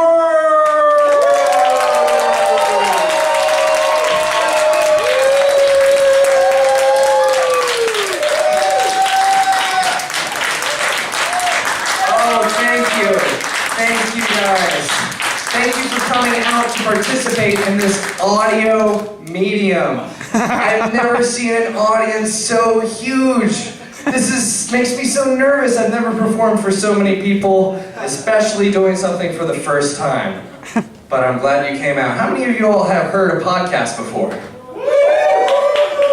How many of you all have heard my podcast before? Wow, that's a bigger response than I expected.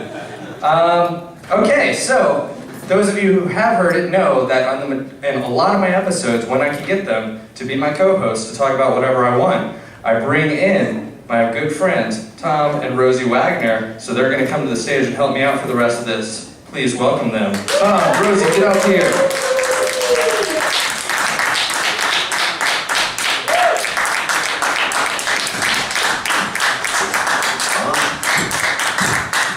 All right. So, this might be someone listening's first time hearing you guys. So Tom, introduce yourself so they hear you. I'm Tom. I'm Rosie. See, now they'll be able to tell the difference. You between always voices. interrupt me. It never fails. This is classic. I'm just saying. You notice how she's on that side and you're kind of sitting more facing me also? I'm looking towards the crowd. I'm like Your body language is like, fuck you, Rosie. I am a pointer dog. I feel privileged that I have a So your wife's microphone at all. Your wife told me you were a pointer. We let a woman talk on stage. We're good people. Good for you. Do you want a merit badge? Is there a woman that can get one of those for me? I can sew it She on. can sew it for you. She's a woman. She knows how. It's like her job. It was like the first lesson that I learned. You guys come out of the womb knowing how to do that, right? Yeah. Yeah. It's in the manual, I think. Did it come with it? But did the manual come with your kid? We know how to No, walk. because I have boys. Oh, manuals only come with girls. Yeah. Who need to know how to do Guys things. don't, you just do whatever. You're a man. Boys are self-explanatory. Yeah, you can basically do whatever you want. You're white and you're a boy. The world is yours. It's true. So, yeah, it's true. And I complain so much. It's true. Yeah. It is true. If I didn't complain, there would be no jokes. You guys are happy that I complain. So my big question for you two is, how has your life changed since appearing on my podcast regularly? That was supposed to be a punchline. That was pretty funny. Really? It actually was pretty It funny. really has changed though. Really? Yeah. Not because of my podcast. Yes. No. Yeah, I mean, it's given us... She says with sincerity. Shut up, woman! Tell me about it. Well, I wouldn't be doing stand-up if we didn't do your podcast. And I feel like my life has benefited tenfold because I'm doing podcasting and comedy. Well, I hadn't even thought about it like that. Well, there you go. Yeah. There you go. That's actually kind of how You it all get to started. feel good Like, tonight. we sat around and the two of you talked about doing comedy, Yeah, and then you made me do it. pretty I much. was forced into this. They're like, oh, no, just use that joke, it's funny. And they're like, no, you're telling that fucking joke. So, Okay. so I hadn't, that's so weird, I hadn't really even thought about it like that. Like basically it did start with me being like, I'm all about it and obsessed with this thing. Friends, please listen to me. And now there's like basically a podcast about tracking my comedy career or whatever. Career in quotes. It's all very megalomaniac. What's Yeah, really very what really stood out, what changed my life about the podcast is that you're like, hey guys, we do this podcast. I got all the equipment, everything. I'll come over. Like, let's record a podcast. We'll just talk about whatever, for like an hour or something. 4 hours later. Or Esley. They are legendarily long with these two. But that reminds me of something that happened with somebody else, that since we're live and there's the opportunity to talk about it, I think I can convince him to come on stage. Vincent Octobre, you want to come up here and grab that other mic? You were talking about something that went extremely long. I thought you were going to call your wife up here to talk about last night. Everyone, put your hands together for Vincent.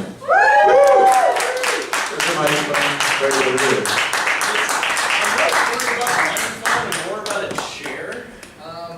Here, take my chair. I'm the host. Here, take my There is no white privilege. Chairs, I can grab a chair. No, that's cool. There is no white privilege. Take it. Take my seat, sir. You're now the guest of honor. Center stage. Holy shit.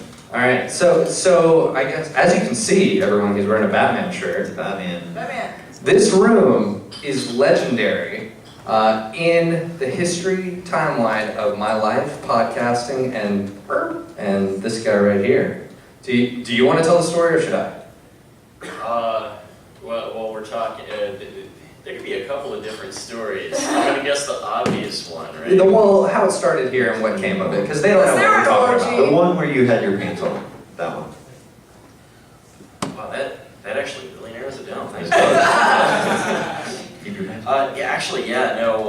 Because it was here that was going on 2 years ago now that Ken and we used to work together at Papa John's. Pizza. Oh yeah, all sorts of fun stuff. He was my manager. He was the only manager that wasn't a dick. And then of course, he stopped working there. and then I was just left alone in this. But then we just started hanging out after work, and it was cool because we continued to hang out. And we hadn't seen each other in a couple of months, something like that. We decided to come here and catch up, grab a few drinks, sandwich or something. And we ended up talking about this idea that I had for a movie. Anyone here a Batman fan? Yeah. Yeah, no, I had this idea a while back that we were going to do a Batman movie based on a cartoon from the 90s. Does anyone remember that show? There's got to be some 90s kids in here based on comedy from the night, right? But yeah, so I wanted to do a sequel to that, and Ken, conveniently enough, had been wanting to write a screenplay and couldn't find anybody to write a screenplay with. We were sitting right over there, it's at that booth where Loris is now. They're sitting in a big puddle of history right there. A big puddle of history. Yeah, I leave lots of puddles of history. There's lots of puddles of Vincent and mine's history, but this is the one that led to something. But yeah, no, and then we just started doing this, it actually ended up being a spin-off of this podcast, so let's get to the point, because I remember we did an episode where we just, after we came here to the hot spot, we grabbed my buddy Sean, that came out a little, we sexually abused my friend Sean. This sounds like it could go in a This is horrible. interesting. Batman and sexual abuse. Okay. No, we just talked to my friend Sean, because Sean can draw, which is convenient when we're talking about doing a cartoon movie, and we went to my house one day and started doing this podcast based on, hey, let's come up with this idea for a Batman movie, and it's been 2 years now. We got like an 85-page screenplay out of all of it, and I'd say we got a pretty good accomplishment there. I agree. It's pretty entertaining. And it's an ongoing process. When you're a big movie, when you're like a studio, you can like churn movies out. You can just hire people. We're doing all this for free, so. Ken is the studio executive. He's like, okay guys, I have an idea. You draw it, you write it, you animate it. Let me know how it goes. Great idea, Ken. Thanks, buddy. That's why I gave Vincent that title that directors like to make fun of the title director, because they're not really sure what their job is. They're just like, I'm here and I'm important, but I can't tell you exactly what I'm doing today because I didn't want that responsibility. So, but yeah, now we're in the process of storyboarding it. We're gonna have our first animatic soon on our YouTube channel, but basically, if you want to follow that along, Project Batman, right? On Yeah. YouTube. yeah. Well, you can find everything from our site, which is BatmanImmortal.com. Immortal, like you don't die. yeah. Batman doesn't die. That's true. Batman does not. Spoiler alert: Batman won't be dying. But you can go there to read our script and follow along and listen. Actually, literally listen to us write the movie from podcast 1 to podcast 50, and it's a pretty cool thing. Yeah, I mean, it was like episode 1 was just us sitting around talking about like the idea. We had like an idea for like one scene that was going to be in this whole movie, and then we went through that, and just about every bit of writing that was done on a podcast. We think it's the first time it's ever been done before, where you see a movie actually be born from start to finish. I mean, you get behind the scenes stuff on DVDs, but nobody ever talks about actually writing it. Yeah, nobody gets to like follow. Like, there's no audience to follow along the process. All right. Thanks for being a special guest on this episode, Vincent. I don't know how. I've never done this before, so I don't know how to awkwardly kick you off before or without awkwardness. Like, kick you off goodbye. before any others. I don't know how to politely ask you to get the fuck out of here. Could you please get the fuck out of here? Vincent Aubrey, ladies and gentlemen. Woo!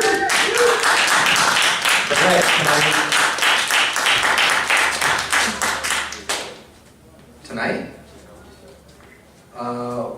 Whatever you want. What do you want to talk about? I was just thinking about, Rosie was up here talking about Noah's Ark and all that stuff in the Bible. Are you stealing my material again? No? Maybe? First of all, is there anybody who didn't know they were married? Because we never said that. Yeah. I just We don't was tell wondering. people. Secret. Oh no. She was talking about Noah's Ark, and I just find it interesting that's the story of Noah building a boat because it was going to rain. It's a pretty big story in the Bible, but why is it focused on Noah? Like, the other people that had boats wouldn't work? Like, they're... God put holes in those boats. Oh, that's what it was. There was lightning strikes. Strategic lightning This strikes. is interesting though. First boat What are ever. you doing, Noah? I'm building a boat because it's gonna rain. You're gonna die. I have a boat. It's like the duck and the like fish theory. It was interesting you were talking about what happened on the boat Yes, with the sex. with the sex and everything, but all I can think about is like there were tigers and giraffes. I could see them bringing grass for the giraffes to eat. Did they bring the giraffes for the tigers to eat? Well, they So when they get when the rain subsides, when the waters go down, Noah just opens up the boat and he's like, "Now we can start the world again. Bring out the 2 tigers." either that. Everything else is dead. Either that or we got lied to with the Bible. No. They said they brought animals on by 2, but they exited by 2. There were many more on the boat before. Dude, you guys are not thinking of the possibility of them just like God granting them hyper ability to reproduce while on those 40 days and 40 nights, and they just ate everybody's babies. Ooh, babies. Babies! We can't talk about eating babies in the Bible. That's too much. That's too far. I hear crocodile baby is pretty good. But if a crocodile eats your baby, I'm sorry. it's probably not as funny then, is it? It's funny for you to eat a crocodile's baby. Let them drag your baby into the swamp. See how funny you think it is then. I will think it's funny. You're like, haha, you're gonna eat my baby. Oh shit, wait a minute. It's my baby. It's funny if it's someone else's baby. So I know you have a big, based on your set tonight, you have a big gripe with religion in general. Sure. No! Yeah, I do. Tom, does it make you as angry as it seemingly makes her? I don't. Okay. First of all, I'd just like to point out the inconsistencies of like just people in general. Like, I said that in my set. Like, I think that there is a lot of like moral lessons that can be gleaned from the Bible. I'm not completely against the Bible, Kenneth. I wasn't. I'm all about Jesus. I've heard you be angry about the Bible. That's Well, what I'm saying. I mean, Yeah, but you only like Jesus because he stands by the interstate and sells oranges. also he hangs out with prostitutes. Jesus is my favorite fictional character. The Bible is the best-selling work of fiction ever written. Guys, you're Yes. like We're digressing into stomping on the Bible. heresy. Heresy. I said this didn't have to be funny. It's This is turning into my church. We're gonna convert you fuckers. All right, who else are we bringing up here? AB, is there a possibility of getting a cameo? You want my podcast? Hell no. All right. All right. Maybe, Let's just like say a couple words about AB. I wouldn't. No. Maybe you can. we can't start Okay, a I roast. fucking will. We can't start a roast just yet. No, it's not a roast. We don't have enough time. I was just talking to AB They gotta about. close eventually. Tom, they get us in trouble. Ooh. He's so scary. Daddy's- Anyway, Daddy's gonna get us.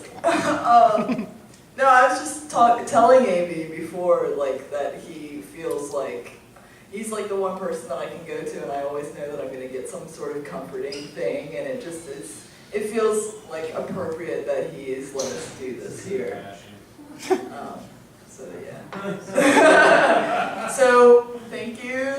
See, if you had come down here, she just would have gave you a blowjob. Yeah, I was just about to say that I'll suck your dick. Like, that's basically all she just Fighting did. on me. With words. Yeah, You probably all three of us probably would have. You know that out of the 3 of us, I'm the most likely to express gratitude, AB. So, there. Blowjobs equal gratitude. Hey, some of the best anger and most forward-thinking frustration of my formative years were caused by AB. I thought you were gonna say True. blowjobs. I really thought you were gonna say blowjobs. AB, you did it! The mic's over there, buddy.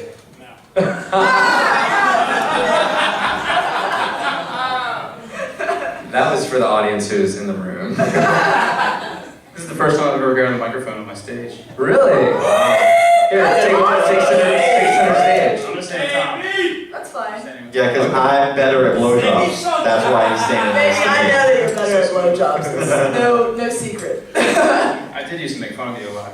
You did. How did I come into work? I was talking to your mom about that earlier. So this really weird looking chick shows up. Just like straight and black, frizzy wig, I thought. And some black eyeliner and a Tom Petty shirt.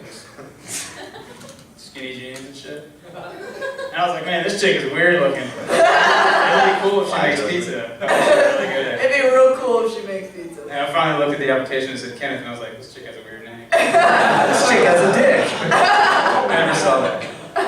Eventually, Don't I lie, guess don't one lie. of the other co-workers / comedians probably saw that sometime. I don't think that I have. Why haven't you? I haven't seen it. You're not really his friend then. Right. Go away. Ah, duh. You're not a real friend. I remember when I first started working there, you were talking about music you like, and here we're in your music venue years later, and so that's cool. But you were like, So that's cool. Let's gloss over Well, let's that talk about accomplishment real quick. Let's go back well, let's go back to the funny thing. Talk about my eyeshadow. You were talking about like going to see Fish or Primus or something, and how rad a show was, and I was like trying to brag about just going to see Green Day, and I was like, and man, they played for 2 hours. It's a long show. You informed me of the opposite that night. It blew my mind. I was like, I saw Fish play for 8 hours straight. Woo. Yeah, exactly. I had no Never idea. left the stage. Yeah, blew my mind. Yeah, good times. Uh, I'm really proud of you guys. Oh. Really? Yeah. Now this is just, we're all gonna blow each other. Wow. You guys get to watch. Are you glad you stuck around? Why is the camera still rolling? He was there too. Wait, during the blowjobs or the Fish concert? Just the pizza. Just the pizza. Oh, Pizza. I think everything in this room ends up coming back to pizza all day. Yeah, that's funny. Fucking. I like around. how we danced around it. Fucking We didn't say the name of the business. Actually, it's really interesting. Everybody. No, you said all the other businesses. It was just Brothers and Papas and talk about them. That's true. And Yeah, like we talk about- all of you guys, including Farley, have talked about pizza, but I haven't really talked about pizza, and I work. Atta girl. I know, right? I'm like, it's out of my life. You were only there so you could pick up a man. Anyway. Exactly. Find a Exactly. man with a career and We had a So I can Assistant manager. attain trophy wife. yeah. we had like a crazy dramatic after school special happen. Like over and over Let's not and talk about over that. again. This has been covered on a 3-hour version of the podcast. Yeah, go read it up. We're all talking about Oh, it. yeah, We man. can talk about it. Yeah, you can go back and listen to it. I could keep a 3-hour version of my own. Mostly just include your Just mother. my mother. Yeah, I know, right? He doesn't mean that sexually. No. Not at all. Not at all. No. Have you ever? Lots of drama. Alright. I know. It was awesome. So, are you like a comedy fan? Have you seen comedians? Just you guys. Just us? Really? So we are officially your favorite comedians. You guys are the funniest people I've ever seen. Fuck yeah! Yes! That makes me so happy. I quit watching all like media and shit like 15 years ago-ish, so you're doing okay. Do we get a star? I don't know. I've never seen a Louis C.K. or Oh my god! I've never seen There is these Can we That's make something this the next always show. true? Dane Never Cook. watch them. I won't. Okay, good. That way, when Halloween comes around, you guys are really funny. Exactly! Because you're doing their jokes. Yeah, that's exactly You'll be why. like, this is awesome! Dude, that was fucking hilarious. Like, I know, right? It wasn't, I didn't write it. Well, that's the key. That's why you're so Even impressed. Rosie will be funny. Oh, fuck you! We talking about her vagina, probably. Because she's the first to talk about her vagina. She's the only I one don't of think I the actually was comedians. the first to talk you're about not. He's the only I was just comedian trying to here make that up for his has comment. None of the other comedians have one. I'm fucking leaving. Okay. Thanks for coming. Round of applause for AB. And let's just do this every 2 weeks.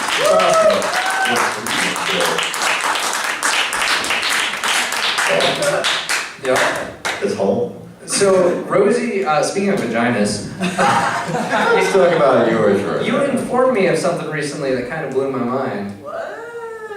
We were talking about pornography, Of course. and that's not out of the norm. No. But even in all of our talk, I had no idea that every single woman I've ever seen was actually an actress and not just a woman. What? That they don't do that. Like, that's Oh, you that's were- just a show? At your age, you still believe that they're like, oh my god, it's the biggest thing ever! Oh, it's gonna explode! And then you look at your wife and you're like, why aren't you fucking screaming like that? That's the conceit I was going for in this joke. I didn't really believe that. But again, Yes. I mean, it would be awesome if it was Tom true. spoke for me. No, I'm just kidding. Yeah, that's why I don't watch porn with the sound on. Because it's not real. I can deal with the visual, Faking it. yeah. And like, I can even deal with the fake boobs to a certain degree. Do you still think that most of the boobs are real? Because they're not. No. Good. Okay, I'm glad that at least you know that. Fair enough. Also, they're wearing makeup and they've shaved their vaginas. They don't just come out looking. No, they don't. They really Well, don't. technically they do come out originally Yes, but shaved it grows vaginas. just like you. We all But we're not talking prefer about to Shaved. They shaved before they came out. Before they're, yeah. When the doctor shaves the woman, he also shaves the baby. Wait, It's this weird. It's a real complicated symbiotic process. thing. Listen, I saw my child be born and he came out completely shaven. So, I mean, I don't know. that's a quick shave. That's all I'm saying. That's all I'm I mean, saying. it's not a lot of ground to cover. It's just a little patch. It's not like an Amazon forest or anything. Why? We're just going in horrible places today. This is every podcast. You only feel bad about it because people are watching. That is Yeah, really we true. feel bad about it because now people will actually hear it, not on the podcast, where people don't hear it. Also, you got up on stage and told abortion jokes earlier. Hey, Dude, people I laugh have at an abortion abortion joke jokes. that I haven't told yet. People want to laugh at now? abortion jokes. No. Okay. It's so bad. Okay, so Oh. this is the I element told of the crowd. Okay, Okay. do it, or I'm gonna So tell Tom and something. I were just recently discussing whether or not we wanted to expand our family. And I was like, baby, I can't do it. I swear to God, I will not have another child. I will abort that thing so fast. Faster than you could shake a baby at.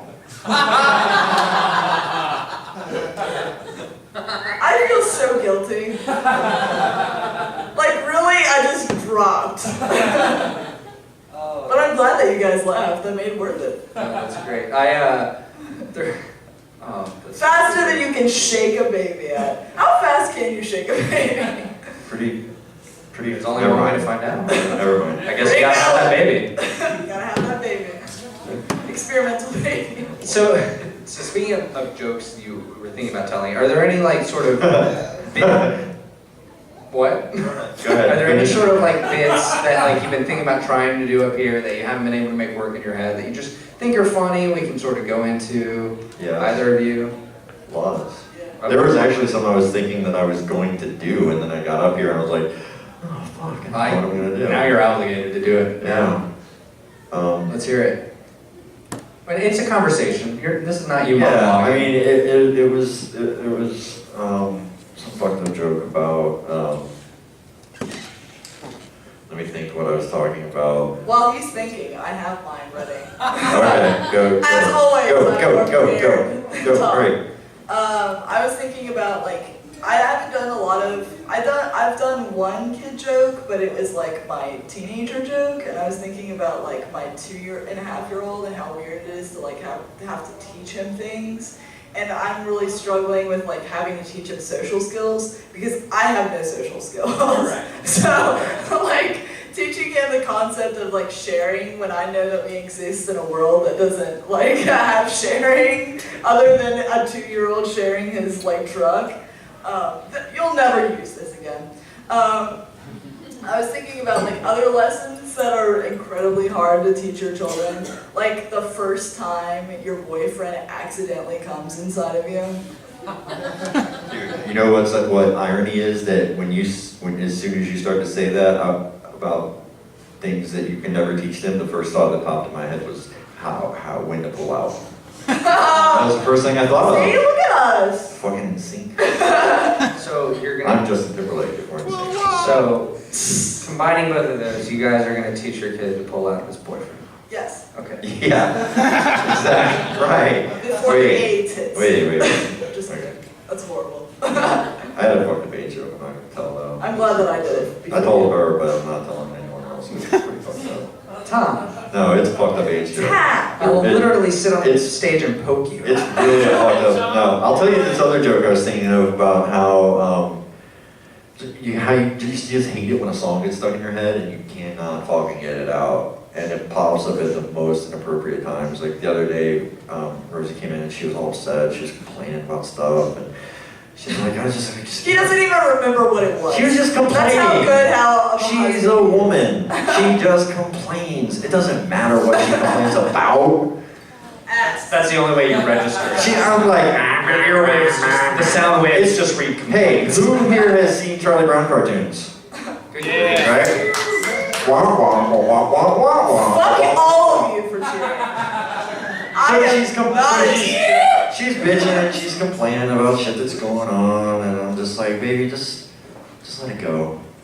Just let it go. And she's like, but they're gonna start saying shit about me, and then a shitstorm is just gonna brew up. And I was like, baby, just let it go. I don't care what they're gonna say. Let the storm rage on. And she looked at me and said, if the next words out of your fucking mouth are the cold never bothered me anyway, I'm gonna fucking punch you. And I had to think about it. I was like, I've been hit before. Where are you gonna hit me? Because it might be worth it. And she said, I am going to punch you in the dick. That's the new, I guess, 21st century. See, I'm a child, I was born in the 70s. You know, growing up in the 80s and 90s, it was like, just kick him in the balls. Now it's, I'm gonna punch you in the dick. That's so funny. That's really true. Because Yeah. anytime I see anyone in a movie like kick someone in the balls, I just roll my eyes. But Seth Rogen can just say, "I'll punch you in the dick," Yeah. and we're all like, ah. And it's fucked up that men don't have an equivalent of that. Like, I mean, I can punch tits, but I don't want to. Yeah, don't punch a woman in the tit. You could give her breast cancer. But you guys aren't worried about like prostate cancer or ball cancer, No. whatever the fuck you have That would down be there? Dick cancer? Dude, getting punched in the dick is scary. It'll change your life. What? Just the threat of. Having a child is scary. I am going to use my I'm just hosting kidding. abilities. I've gained like 7 pounds from the time you got pregnant until now. Like 7. We're not having this argument again on stage. We didn't have it on stage. No, I just I just think it's guys know what I'm talking about when a woman says she's gonna punch you in the dick. Conversation's over. Even if the guy is right. If you're dead to right, like, baby, look, I have a text message. Which you never are. I have a text message on my phone saying, I said, I'm going to watch the game with the guys and drink some beers.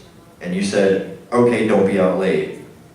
But if she calls you and says, get home right now, baby, I have a text message like, if you don't come home right now, I will drive down to B-Dubs and punch you right in the fucking dick. All right, guys, I gotta go. Dude, where are you going, man? It's only the second quarter, man. What the fuck? You don't have to leave. My wife told me I have to come home. Like, dude, she said she's gonna punch me in the dick. Why are you still here, dude? Go. I'll text you. Like, watch the game on the computer or something. Just go. You don't get punched in the dick. It's not worth it. Nothing is worth getting punched in the dick.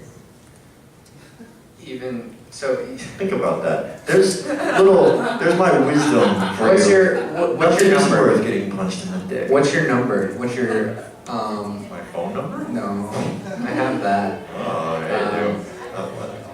yeah, Your amount that you would take, like your jackass amount. I would. You guys can punch me in the dick for this amount of money. Do you have that much money? I'm just curious. I don't even You want to punch pass- you in the dick. pass Let me the- touch it all I want. Well, pass the hat around. I don't know. I don't know. It's one of those things where it's like, all right, are you gonna just punch me in the dick because there's the dick and there's the balls also Right. in the same region? So if you're gonna punch the dick, you might hit the balls, or You're not getting a signed contract of a deal here. you might punch the dick into the balls, which is really uncomfortable. Like if you like sit down wrong and close your legs and your balls like push together. Get in on the mic. You'll be louder. I'll shut up. Yeah, I'm just saying, if there was a way to just isolate the dick and punch. Well, we all know that that's not the hurtful part. Let's just assume your balls are going to get hurt. I don't know. All right. Well, here's the I've real never really question. thought- Here's the real question. I would rather you. I don't know. You're a straight man. Straight man. That's the thing. Yeah, that's straight. Keep it on. I'm gonna get a shirt. That's an Keep calm. I'm a assumption, straight by the man. way. What's the bigger number? Getting, let's just say, kicked in the balls, not punched in the dick, since you're being difficult there. I just. Wait. What's the bigger number? Kick in the balls or to blow a dude? Which would cost more money? Yeah. Getting kicked in the balls. I'm just being honest. Fuck you guys if you don't agree with me. Here, he's here. You're a lover. I admire Yeah. it. How long have we been up here? I have no sense of time. 2 minutes. 2 minutes. Lies. That's It's fine. been about a half hour. All Oh, right. it hasn't? We, if you guys, Damn. I don't know. All right. I'm wrapping it up. That's all I wanted it to be. I have to urinate. All right. I want to thank everybody who's here. Thanks for staying. For staying for my first live podcast ever. All 9 of you. Tom and Rosie and Amy. And Ellie. Ellie, you've been a wonderful bartender. You want to come up? Where is she? Yeah, Ellie, we need a cameo. Hey, Ellie. For those of you at home who don't know, Ellie is the bartender here. Where and it is is She's her a last. magical princess. She's She a- called me a princess. She is not. She is a mermaid. Is Ellie right there? Is Ellie back Where's there? Ellie? Ellie. Hi, Ellie. Come here. Wait, I need you on the podcast. Just say hi. You're Just gonna say close hi. the show. You get to close a show at the This is the hotspot. last comedy show that Ellie is going to be a part of. All right. So, ladies and gentlemen, this is Ellie. This is Ellie. I'm thanking you for coming out. Tip her big. Ellie, you get to say goodnight to everyone. Good night, everyone.